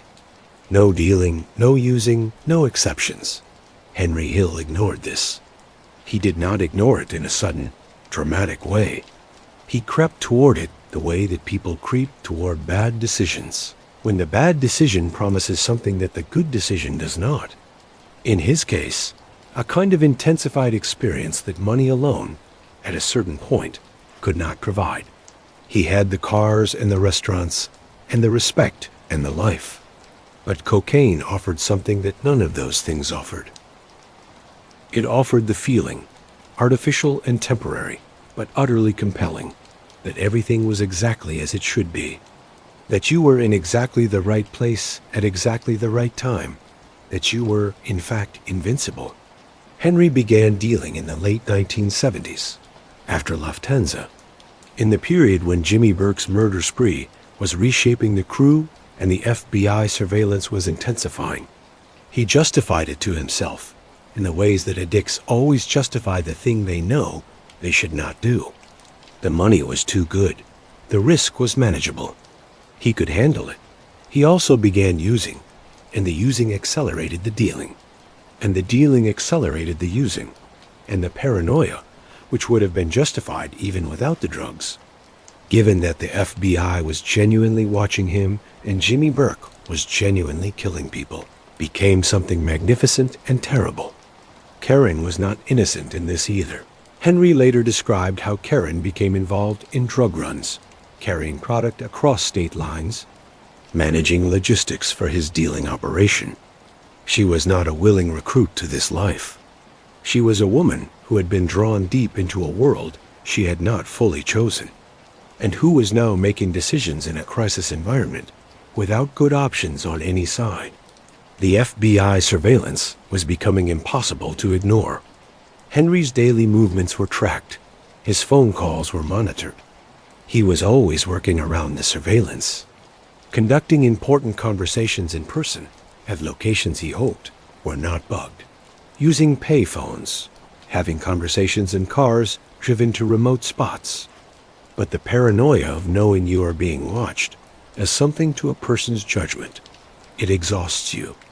It makes you sloppy in ways you cannot entirely see, because the sloppiness is a product of the exhaustion. And the exhaustion is so pervasive you have stopped noticing it. Henry was also dealing with a more immediate terror. He understood what had happened to the Lufthansa crew. He watched the men around him disappear. He processed the implications of each disappearance with the quiet, paralytic logic of a man who knows something terrible is approaching, but cannot find the correct action to take in response. April 27, 1980. Henry pulled into the driveway of his home on Rockville Center, Long Island. He had spent the previous days in a state of extreme agitation. He had seen what he believed was a helicopter following his car. And indeed, there was a helicopter. The D had been conducting aerial surveillance. He had noticed the cars parked near his house. He had known, in the way that people know things they cannot fully admit to themselves, that this was coming. But knowing and accepting are different things. The D agents moved in as he got out of his car. He was handcuffed. He was searched. Drugs were found. The arrest was clean and efficient, the way all these things are when the surveillance work has been done properly. Henry sat in the back of the police car, and he thought about Paulie Vario. Specifically, he thought about what Paulie would do, whether Paulie would send a lawyer, whether Paulie would intervene, whether the relationship that had existed between them for 30 years would now produce the protection that Henry, in his deepest and most desperate self, was counting on. The answer, he understood before he even made the call, was no. Vario was already under his own pressure. His network of protection had been eroding as the FBI's RECO prosecutions began to put real fear into the people who had previously felt safe enough to stay bought. And Vario had known about Henry's drug dealing. He had known, and he had warned Henry, and Henry had ignored the warning. In Vario's calculation, in the cold, pragmatic arithmetic of a man who had survived this long by never letting sentiment outrun strategy, Henry Hill had become a liability. When Henry called from custody, Vario did not send a lawyer. He did not intervene. He sent a message that was as clear as anything he had ever communicated without saying it directly. Henry was on his own. Henry Hill sat in a holding cell and understood, perhaps for the first time, what it actually meant to be on his own. He was facing substantial federal time. The drug conspiracy charges were serious. His prior record meant no leniency.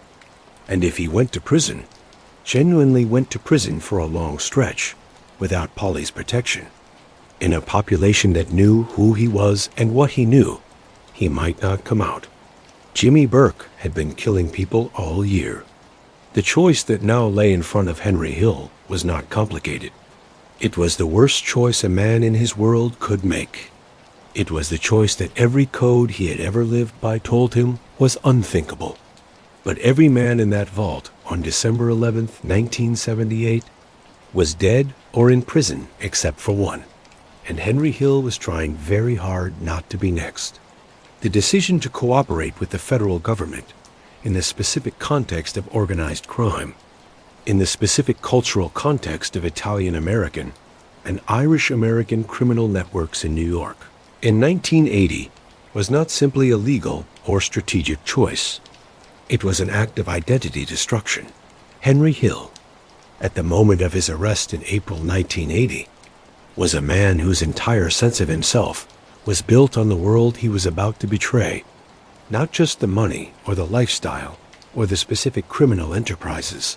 Those were important, but they were not the core. The core was the belonging, the identity, the specific way of being in the world that 30 years in this life had given him. He was Henry Hill, associate of the Lucchese crime family, member of the Burke crew, man who had stood beside men who could not be moved and had not moved himself, man who had kept his mouth shut through arrests and investigations and close calls. To cooperate was to unmake all of that. to become the exact opposite of everything he had spent his adult life being. To take the code that had been, however imperfectly, the framework of his moral life, the code of silence, loyalty, mutual protection, and set it on fire in front of the people who had given it to him. Edward MacDonald was, in 1980, a federal prosecutor in the Eastern District of New York. Assigned to organized crime cases, he was smart, patient, and had a gift for the particular kind of human conversation that is required when you are trying to persuade a career criminal to betray everyone he has ever known. MacDonald met Henry in custody. He did not threaten, and he did not lecture. He talked to Henry the way Henry later described it, as though he were actually interested in Henry as a person, as though the conversation were about more than simply extracting information. MacDonald knew what Henry was worth. He had been studying the Vario crew for years.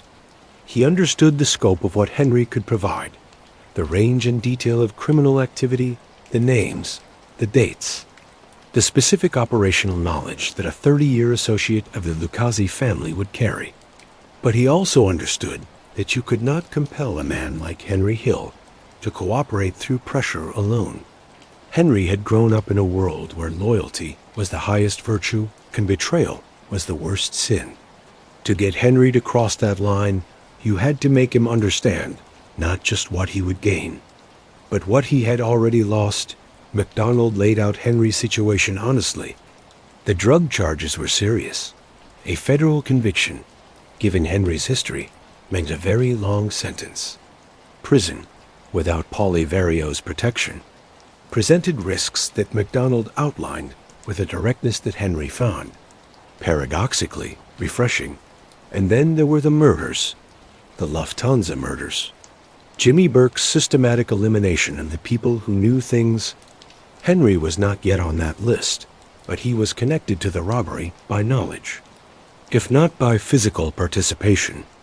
And Jimmy was not finished. Henry listened. He went back to his cell, and he thought. He thought about Tommy DeSimone, who had walked into a room and not walked out. He thought about Stax Edwards, who had been shot in his apartment 7 days after the heist. He thought about the men who had been found in trunks and the men who had simply disappeared. He thought about Karen, about his children, and he picked up the phone and called MacDonald. What Henry Hill gave the government was, by the assessment of prosecutors and FBI agents who worked with him over the subsequent years, staggering in its breadth and detail, 30 years of organized crime activity, hijackings, robberies, extortion operations, loan sharking, gambling, narcotics distribution, murder, bribery of law enforcement and political figures, the internal workings of the Lucchese family, its hierarchy, its finances, its methods, its decision-making processes. He gave them names, dates, locations, dollar amounts. He gave them the specific testimony that would be needed to support federal charges against men who had, until now, been extraordinarily difficult to get at through conventional investigative means. The debriefings lasted months. Henry cooperated fully and consistently, not because he had undergone a genuine moral transformation, but because he was smart enough to understand that the only thing worse than having made the deal was making the deal and then not following through. He had committed fully to the path. The only way forward was forward. The specific testimony that put Paul Vario in federal prison covered a range of crimes spanning decades. Vario was convicted and sentenced to federal prison, and in subsequent proceedings received additional time. He died in a federal prison facility on May 3, 1988. He was 73 years old. Jimmy Burke's case was more complicated. The FBI had never been able to build a case on Lufthansa. The murders of the crew members had been methodical enough that the direct evidence was insufficient. Jimmy's control over the violence, the fact that he had never personally committed most of the killings, but had simply arranged them, made attribution legally difficult. What Jimmy Burke was ultimately convicted of was a murder unrelated, in the immediate sense, to Lufthansa. He was convicted of the 1979 murder of Richard Eaton, a Florida drug dealer with whom Jimmy had done business, and who had, as drug dealers tend to do, created a problem. The conviction came partly as a result of Henry's testimony about the circumstances surrounding the killing. Jimmy Burke was sentenced to life in prison. He also received conviction on a series of point-shaving schemes. He had been involved in corrupting Boston College basketball players in the 1978 to 1979 season, which Jimmy acknowledged with something that might have been amusement in the way he occasionally discussed it. He went to prison, and he stayed there. He died of cancer on April 13, 1996. He never spoke publicly about Lufthansa in any comprehensive way. He never named the men who had actually robbed the vault. He never told anyone, on the record, what had happened to the money. He took those secrets to his grave with the same disciplined silence he had brought to everything else. The mob's reaction to Henry's cooperation was immediate and predictable. A contract was put out on Henry Hill's life. Karen received a visit from men who were not subtle about what they were communicating. The children were frightened. The situation was terrifying in a way that the abstract awareness of danger previously had never quite been. The U.S. Marshal Service moved quickly. Henry Hill and his family were placed in the Witness Security Program, WITSEC, and relocated out of New York. Henry Hill ceased to exist. Legally and practically, a new name was assigned, a new social security number, a new city, a new identity, a new life that was, in every official sense, separate from the Henry Hill who had grown up on Pitkin Avenue in Brownsville, Brooklyn, and spent 30 years in the service of the Lucchese crime family. He was safe, for the moment, the courtroom. There is a particular quality to the atmosphere in a federal courtroom when organized crime figures are on trial. The room is formal, as all federal courtrooms are, wood paneling. The seal behind the judge, the clerk, and the bailiff, and the stenographer, and the row of assistant U.S. attorneys with their neat stacks of documents. The defendants sit at the defense table in suits they have borrowed or bought for the occasion, looking as organized crime defendants always look, slightly wrong in business clothes, as though the clothes are a costume rather than a natural state. And in the witness box, under oath, face to face with men who were once his family, sits Henry Hill. The pressure of what Henry did, not merely the decision to cooperate, but the act of sitting in that box and saying the words, looking at men he had known for decades, and providing the specific testimony that would send them to federal prison. This is something that gets lost in the drama of the larger story. Henry Hill was not brave in the conventional sense. His cooperation was driven by fear and self-preservation, and the specific calculation of a man who understood that his options had narrowed to two. But there is a particular kind of courage required to sit in a federal witness box and be cross-examined by defense attorneys whose entire purpose is to destroy your credibility while the men you are testifying against watch you from 6 feet away. Henry did this repeatedly across multiple trials. Paul Vario's face in those courtrooms was described by people who observed it as entirely expressionless. Vario had spent his adult life cultivating the ability to reveal nothing at moments of maximum pressure, and this capacity did not fail him in the courtroom. He watched Henry testify. He said nothing. His eyes were still. His lawyer argued, in the way that defense lawyers in these cases always argue, that Henry Hill was a criminal whose testimony could not be trusted, a man who had made a deal to save himself at the expense of others, who had every incentive to exaggerate and fabricate and lie. These arguments were not without merit. Henry Hill was, objectively, a man who had spent 30 years lying to everyone who was not in his crew. His reliability as a witness was, inherently, a question that jurors had to wrestle with. But Henry's testimony was not offered in isolation. It was corroborated by physical evidence, by financial records, by the testimony of other witnesses, by FBI surveillance reports and wiretap transcripts. It was supported by the kind of documentary evidence that does not lie. The convictions came. Vario went to prison. He appealed. He lost his appeal. He was convicted again in a subsequent proceeding and sentenced to additional time. He died in the federal prison at Fort Worth, Texas, on May 3, 1988, at the age of 73. He died in prison because of Henry Hill's testimony. Jimmy Burke went to prison and died in prison. He spent his final years in a New York State facility, ill, increasingly isolated, maintaining to the end the silence that had been both his greatest asset and, ultimately, his only legacy. The other convictions spread through the Lucchese organization's New York, operations like the consequence of a single crack in a foundation. Men who had believed themselves insulated by the code, by the institutional silence, by the political connections they had paid for, found themselves facing federal charges supported by the testimony of a man who had sat beside them for 3 decades. The Lufthansa heist itself, the crime at the center of this entire catastrophe, was never prosecuted. Let that settle for a moment. The largest cash robbery in American history, which produced the evidence and the investigation and the pressure that ultimately brought down one of the most powerful organized crime operations in New York.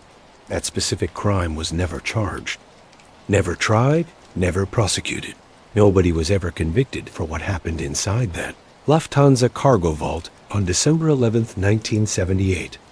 The men who did it were dead or in prison for other crimes, or beyond the reach of the remaining evidence by the time the investigation had reached the point where charges might have been possible. Jimmy Burke, who planned and executed the perfect crime, was brought to justice, but not for the perfect crime. There is something in that, something about the nature of justice and the way it finds its way to men like Jimmy Burke that is more complex and more unsettling than a clean conviction would have been. He was put away. The sentence was real. He died in prison, but Lufthansa itself remained. Legally, a ghost. A crime that everyone knows happened, and nobody was ever punished for.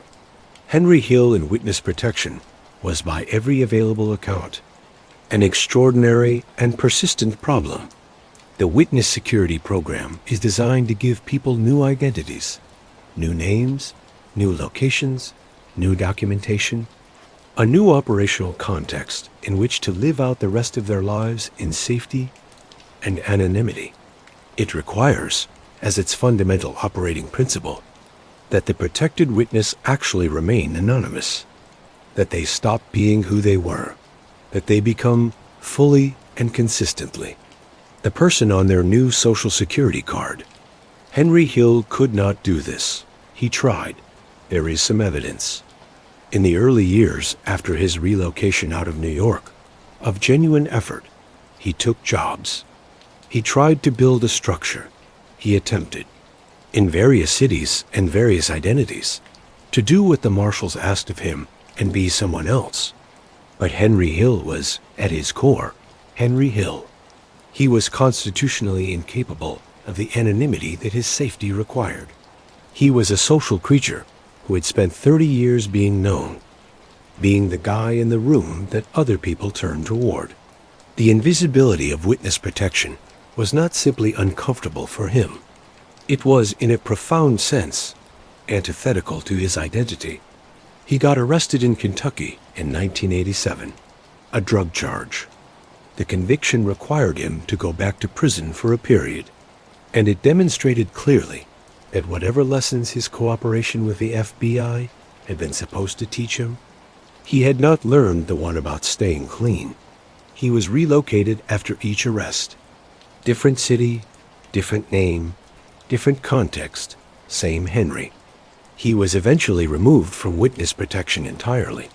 The program's administrators determined that Henry Hill was more of a risk inside the program than outside it. that his behavior was making it effectively impossible to maintain the fiction of his non-existence. And once he was out, once there was no longer a government apparatus trying to contain him, Henry Hill became something unexpected. He became famous. Nicholas Pileggi's book, Wise Guy, had been published in 1985. Based on extensive interviews with Henry conducted over years, the book gave a detailed, ground-level account of life inside the Lucchese organization, drawing on Henry's extraordinary memory for specifics and his genuine narrative gift. It was a landmark piece of journalism, a book that read with the immediacy of first-person memoir, while maintaining the analytical distance of serious, investigative reporting. And then Martin Scorsese made Goodfellas from it. The film was released in September 1990. Ray Liotta played Henry.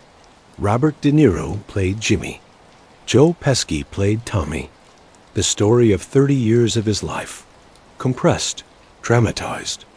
Given the specific Scorsese treatment of music and montage and kinetic energy and moral complexity, was on movie screens across America. Henry reportedly loved it. He reportedly also had complicated feelings about it.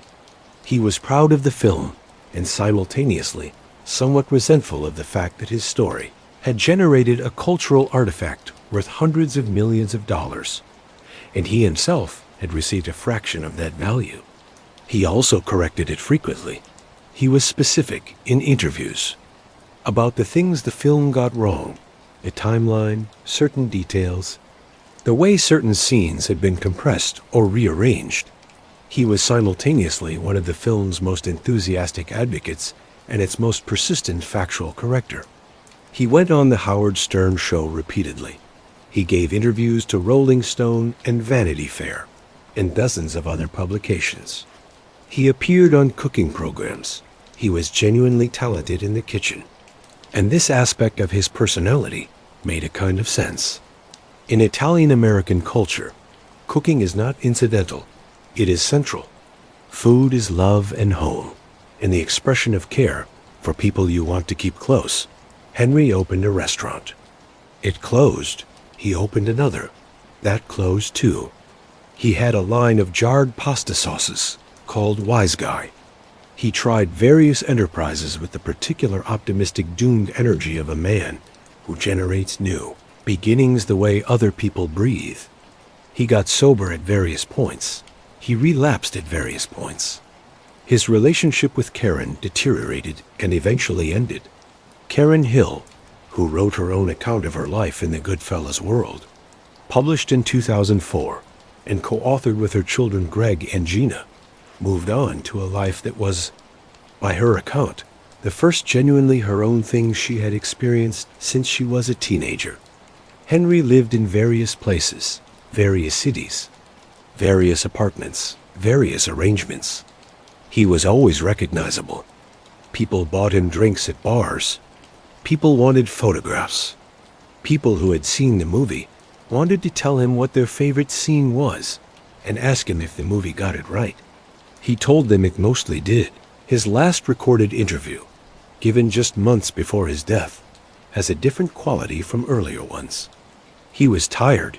He was quieter. The manic energy that had always characterized his public persona had settled into something more contemplative. He talked about the people who were gone. He talked about Tommy with an affection that had survived decades and betrayal. He talked about Paulie Vario with the complexity of a man who understands that the person who made him and the person who abandoned him were the same person. He was asked if he had any regrets. He said he regretted the people who got hurt, who didn't deserve to get hurt. He was not asked to elaborate. But the answer hung in the air of that final interview with the weight of everything it was not saying. Henry Hill died on June 12, 2012. In Los Angeles, he was 69 years old. The cause was complications from emphysema, heart disease, and the accumulated damage of decades of extremely hard living. He was buried in Los Angeles, far from the Brooklyn streets where his story began, far from the airport he had helped rob, far from everything he had ever been. Martin Scorsese grew up in Little Italy. Downtown Manhattan, his childhood overlapped. In the obvious and immediate ways that dense urban neighborhoods make possible, with the organized crime world that ran the neighborhood and was visible on its streets, the way the organized crime world was visible in all of these neighborhoods. He did not join it. He was, by his own account, physically not suited to it. Asthmatic, bookish, drawn toward the movie theater rather than the street corner. But he watched it. He absorbed it. He understood from the inside the specific texture of that world, the way the men carried themselves, the specific social codes, the intersection of genuine community and predatory exploitation that was always simultaneously present. His early films, Mean Streets in particular, were exercises in this understanding. Mean Streets gave us Harvey Keitel and Robert De Niro navigating the specific world of little Italy wise guys with the immediacy and texture of lived experience. It was not a film about the glamour of crime. It was a film about the weight of crime, the way it pressed on the people inside it, the way it gave certain things and took everything else. When Scorsese read Pileggi's Wise Guy manuscript, which Pileggi had been working on for years, building his access to Henry Hill through a careful process of relationship building, something clicked. The book was not about the romance of crime. It was not about the spectacle. It was about the interiority, the specific, granular, daily reality of what it meant to live inside this world, as felt from the inside rather than observed from the outside. That was what Scorsese had always been trying to do. He called Pileggi on the same day he finished reading the manuscript. The conversation was brief and direct. Scorsese told Pileggi he had been waiting for that book his whole life. Pileggi told Scorsese he had been waiting for that director his whole life. They agreed to make the film together. They would co-write the screenplay, Pileggi bringing his years of immersion in the material and his relationships with the principal sources, Scorsese bringing his visual instincts and his deep, lifelong understanding of the Italian-American immigrant experience and its complicated relationship with violence and aspiration. The screenplay process was extensive and meticulous. They went back to Henry Hill repeatedly. They went back to the original interviews, to the FBI files, to the court records. They were trying to do something that most films about organized crime do not attempt: tell the story from the inside, with fidelity to how it actually felt to live this life, rather than from the outside, with the conventional moral distance of crime drama. The casting decisions deserve their own examination. Ray Liotta as Henry Hill was, in retrospect, perfect, but it was not the obvious choice at the time. Liotta was not a major star. He had done Field of Dreams, and not much else of comparable note. But Scorsese saw something in Liotta that the role required a particular quality of charismatic volatility, a face that could express both the genuine excitement of Henry's early life and the paranoid dissolution of his later years. Liotta prepared by spending time with the real Henry Hill, absorbing his specific mannerisms, his specific way of speaking about the life.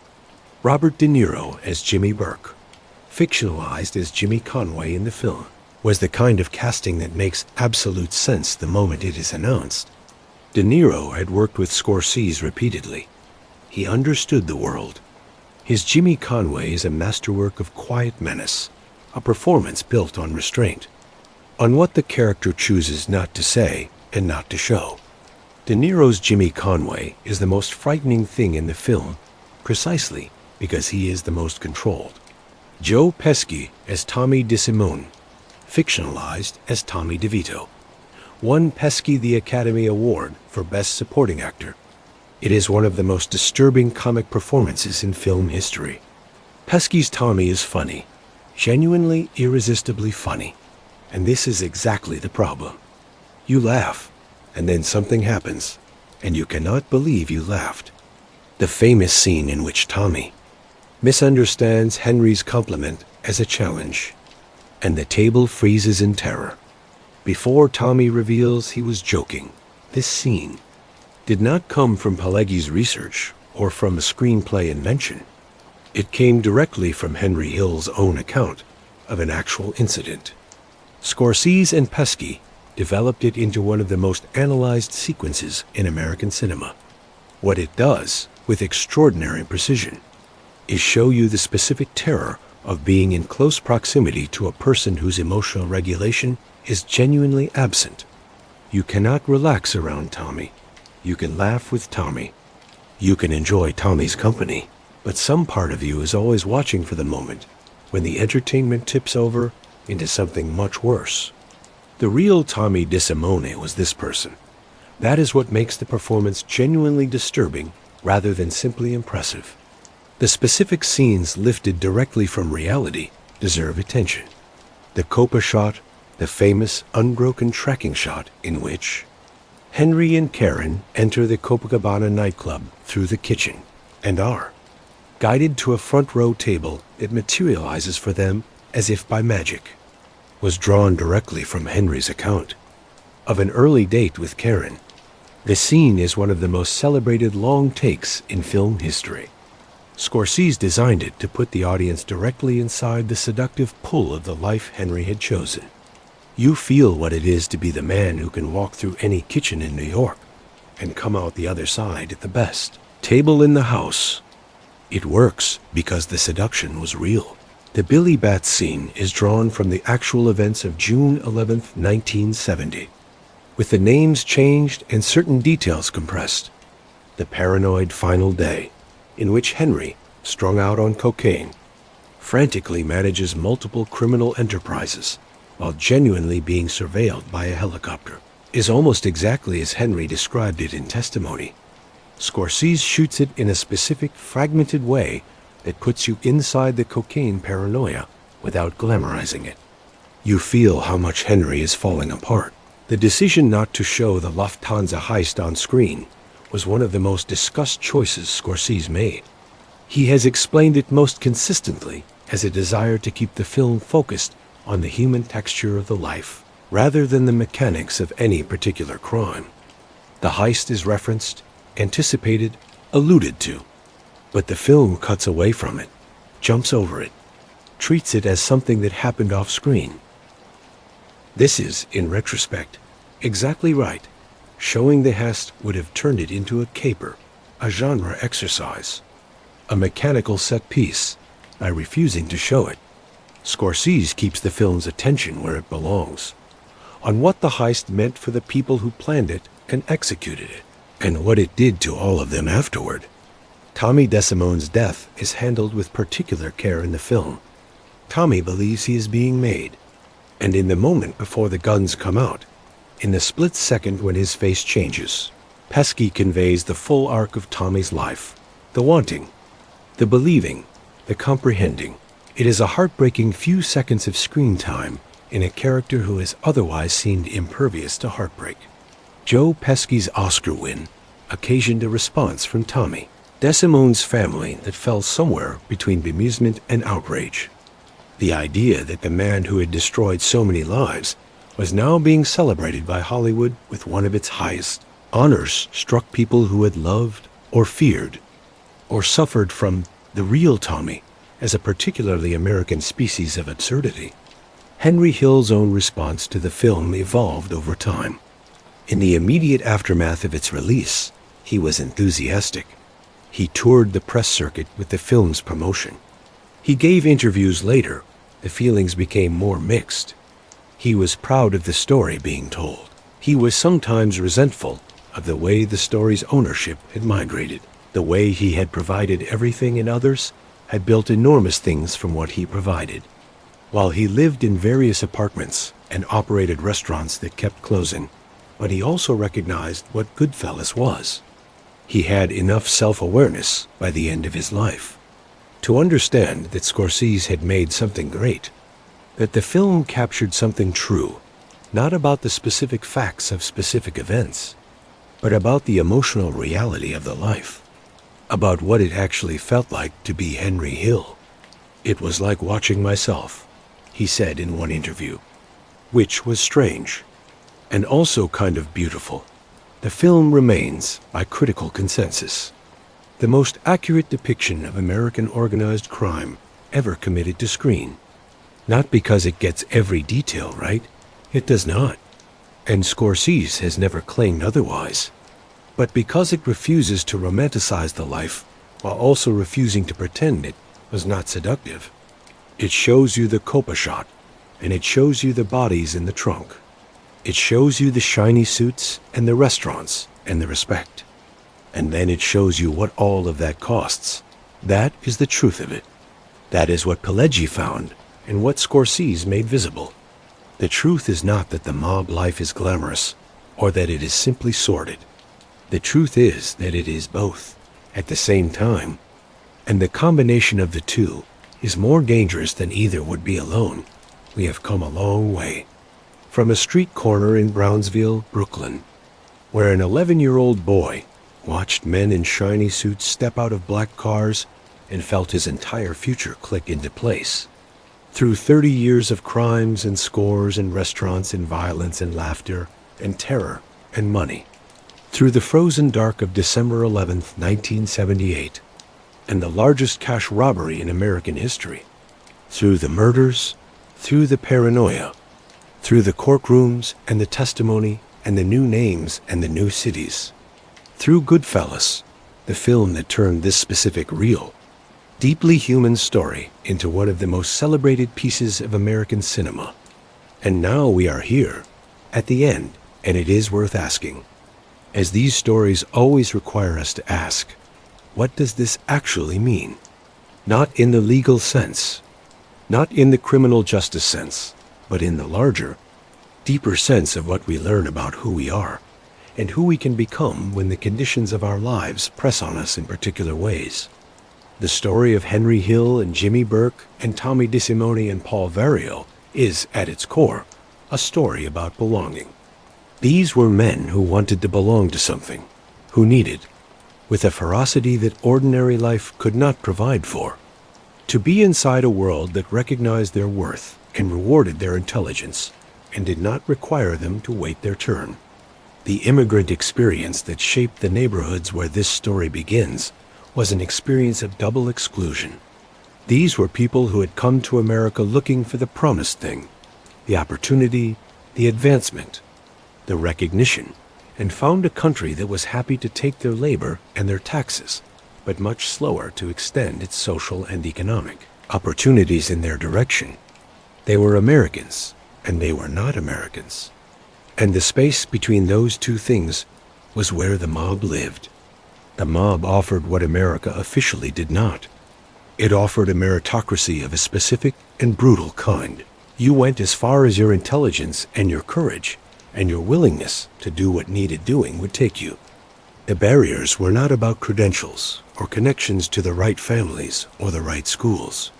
They were about capability and loyalty and a willingness to exist outside the law's protection. This is not a defense of organized crime.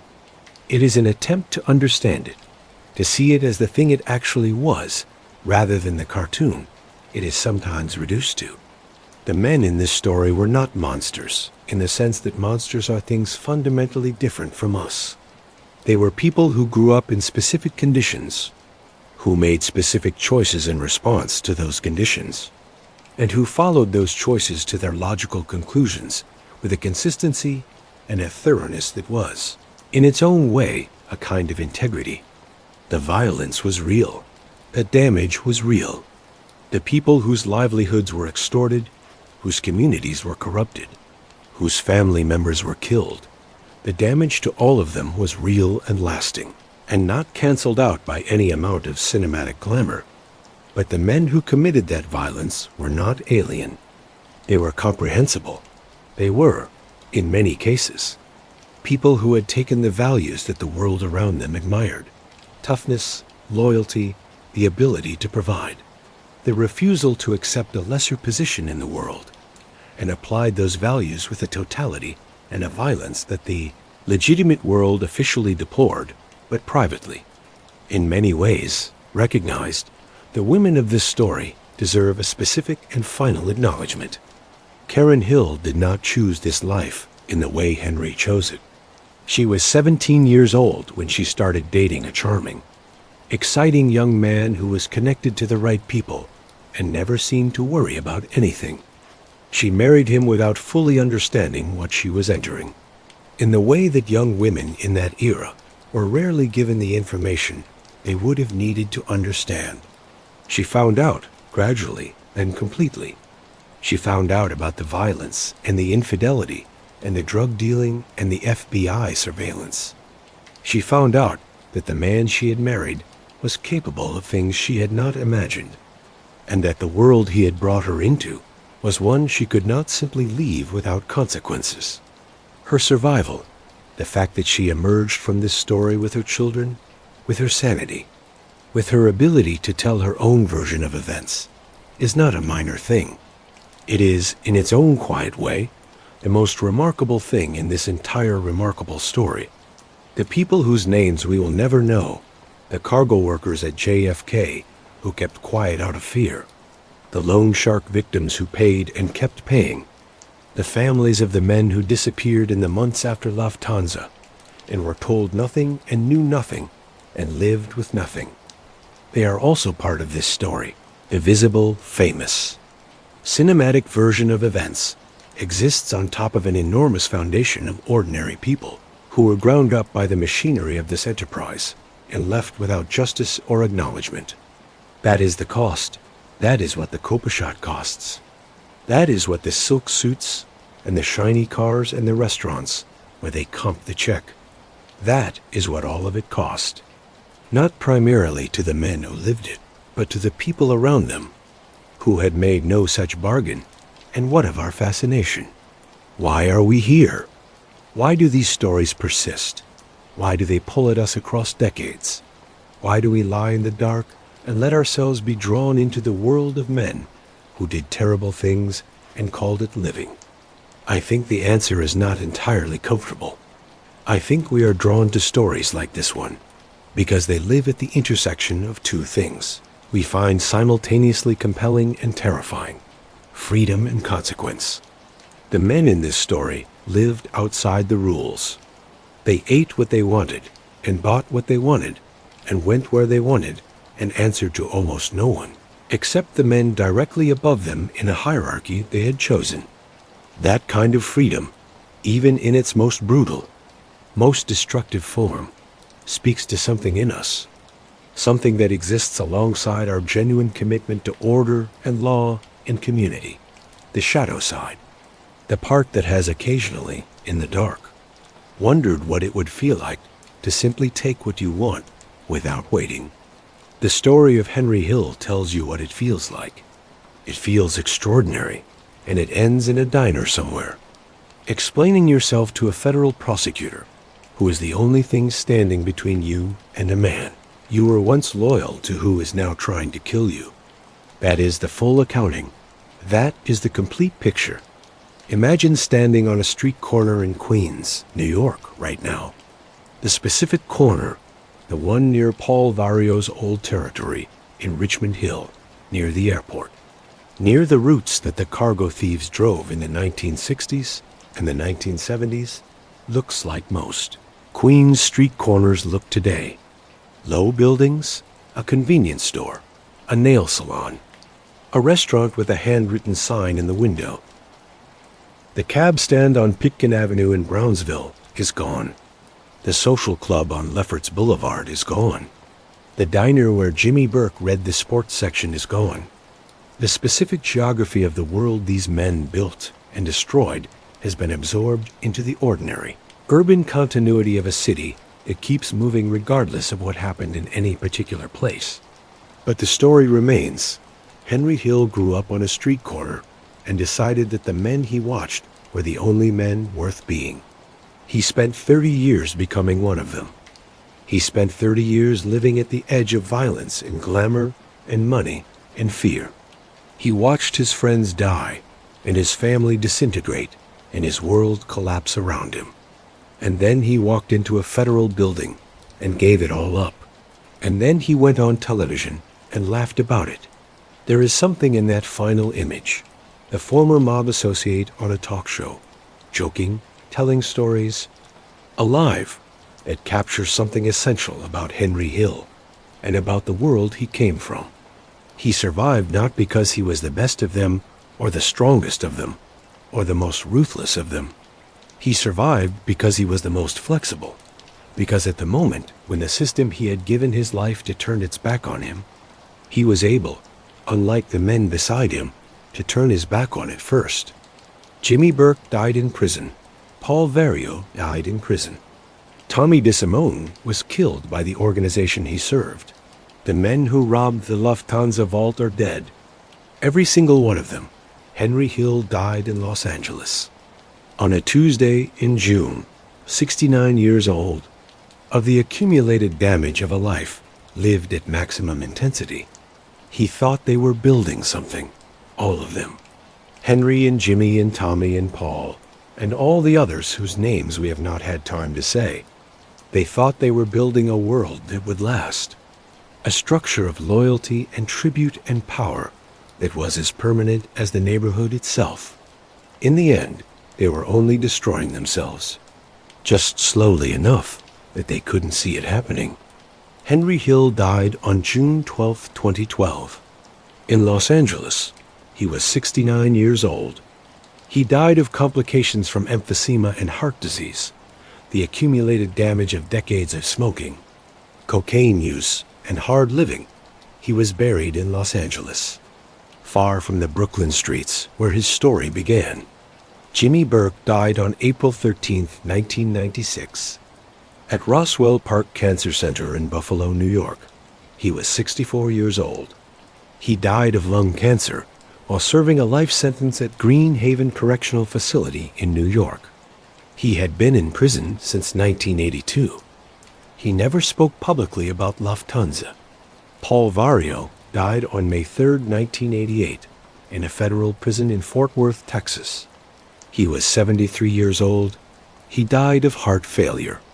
He had been incarcerated since 1984, following Henry Hill's testimony. He died in the institution whose existence he had spent his entire criminal career attempting to avoid. Tommy DeSimone disappeared in early 1979. His body was never found. He was 28 years old. The exact date and circumstances of his death have never been officially established. He is presumed murdered, the victim of an approved commission hit, but the specific details remain. Officially unknown, Karen Hill survived. She left Henry after years in witness protection, rebuilt her life under circumstances she has described as extraordinarily difficult, and eventually arrived at something like stability and peace. She raised her children. She grew old. She told her story on her own terms.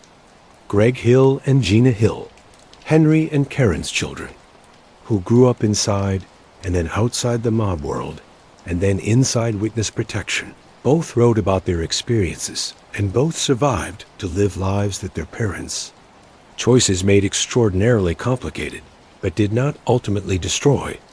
Nicholas Pileggi continues to be recognized as one of the great American crime journalists. His Wise Guy remains in print and remains, along with Goodfellas, the definitive primary source on the world it describes. Martin Scorsese went on to make The Aviator and Gangs of New York, and The Departed and The Wolf of Wall Street, and a dozen other films, and remains one of the most revered directors in American cinema. Goodfellas is consistently placed among the greatest American films ever made. Edward McDonald, the federal prosecutor who flipped Henry Hill, appears in a remarkable piece of casting as himself in Goodfellas. Scorsese cast McDonald to play himself in the scene where McDonald meets with Henry and Karen to explain their options. It is one of the film's stranger moments. A man playing himself in the dramatization of the most consequential professional decision of his career. He was good in the role. The $5,875,000 from the Lufthansa heist has never been recovered.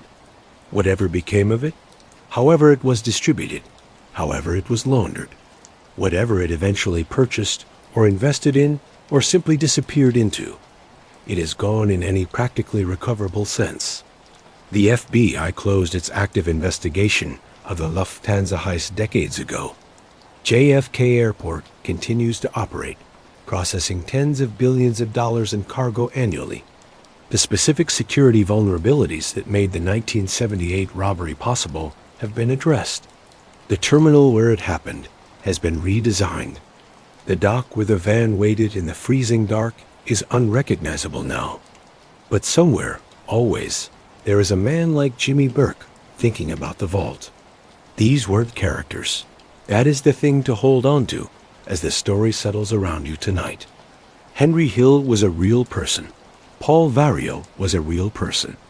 Tommy DeSimone walked into a room in 1979 and did not walk out, and his body was never found, and his family never got a clear accounting of what happened. And that is a real thing that happened to real people. Jimmy Burke sat in a federal prison and grew old and sick and died. And he never talked about Lufthansa, and the money was never recovered. And whoever has had it for nearly 50 years now, and that is how it ended. Karen Hill raised her children in witness protection and wrote her own book and told her own story and survived. Her children, Greg and Gina, who wrote their own account of growing up in this world, survived. They are real people with real lives that carry the weight of everything their parents did and did not do. The cargo workers at JFK who were bound and placed on the floor that December night in 1978. They were real people. They went home after the police released them. They had to decide how to live with having been inside that vault on that night. That is a real thing that affected real people whose names we will never know. Which part of this story stayed with you tonight? Was it Jimmy Burke in the diner, reading the sports section with steady hands, while the FBI was discovering $5 million was gone? Was it Tommy DeSimone walking into the room? Was it Henry Hill in the back of the police car, understanding that Polly wasn't coming this time? Was it Karen, looking out the window at the FBI agents who had started waving when they saw her? Tell me in the comments. I genuinely want to know. These stories stay with people in different places. And what stays with you says something about where you are in your own life. And I find that endlessly interesting. If you watch this from beginning to end, thank you. Truly, completely, without qualification. This is why we make these videos. Not for the numbers, not for the algorithm, not for any of the mechanical things that content creation requires. For the moment when someone somewhere in the dark is genuinely moved by a story that deserves to be told. The next video is already waiting. It is another story that deserves this kind of attention. Another set of real people who did extraordinary and terrible things and paid extraordinary and terrible prices. I will see you there. If you are not subscribed yet, now is the moment. Hit the button, turn the bell on. We have more of these for you. And they are made with everything we have. Wherever you are tonight, whatever city, whatever country, whatever hour of the night or morning, this is for you. Close your eyes. Let the story settle. Let the voices quiet. You know where these men ended up. You know what they built, and you know what it cost. Rest well. We will be here with another one.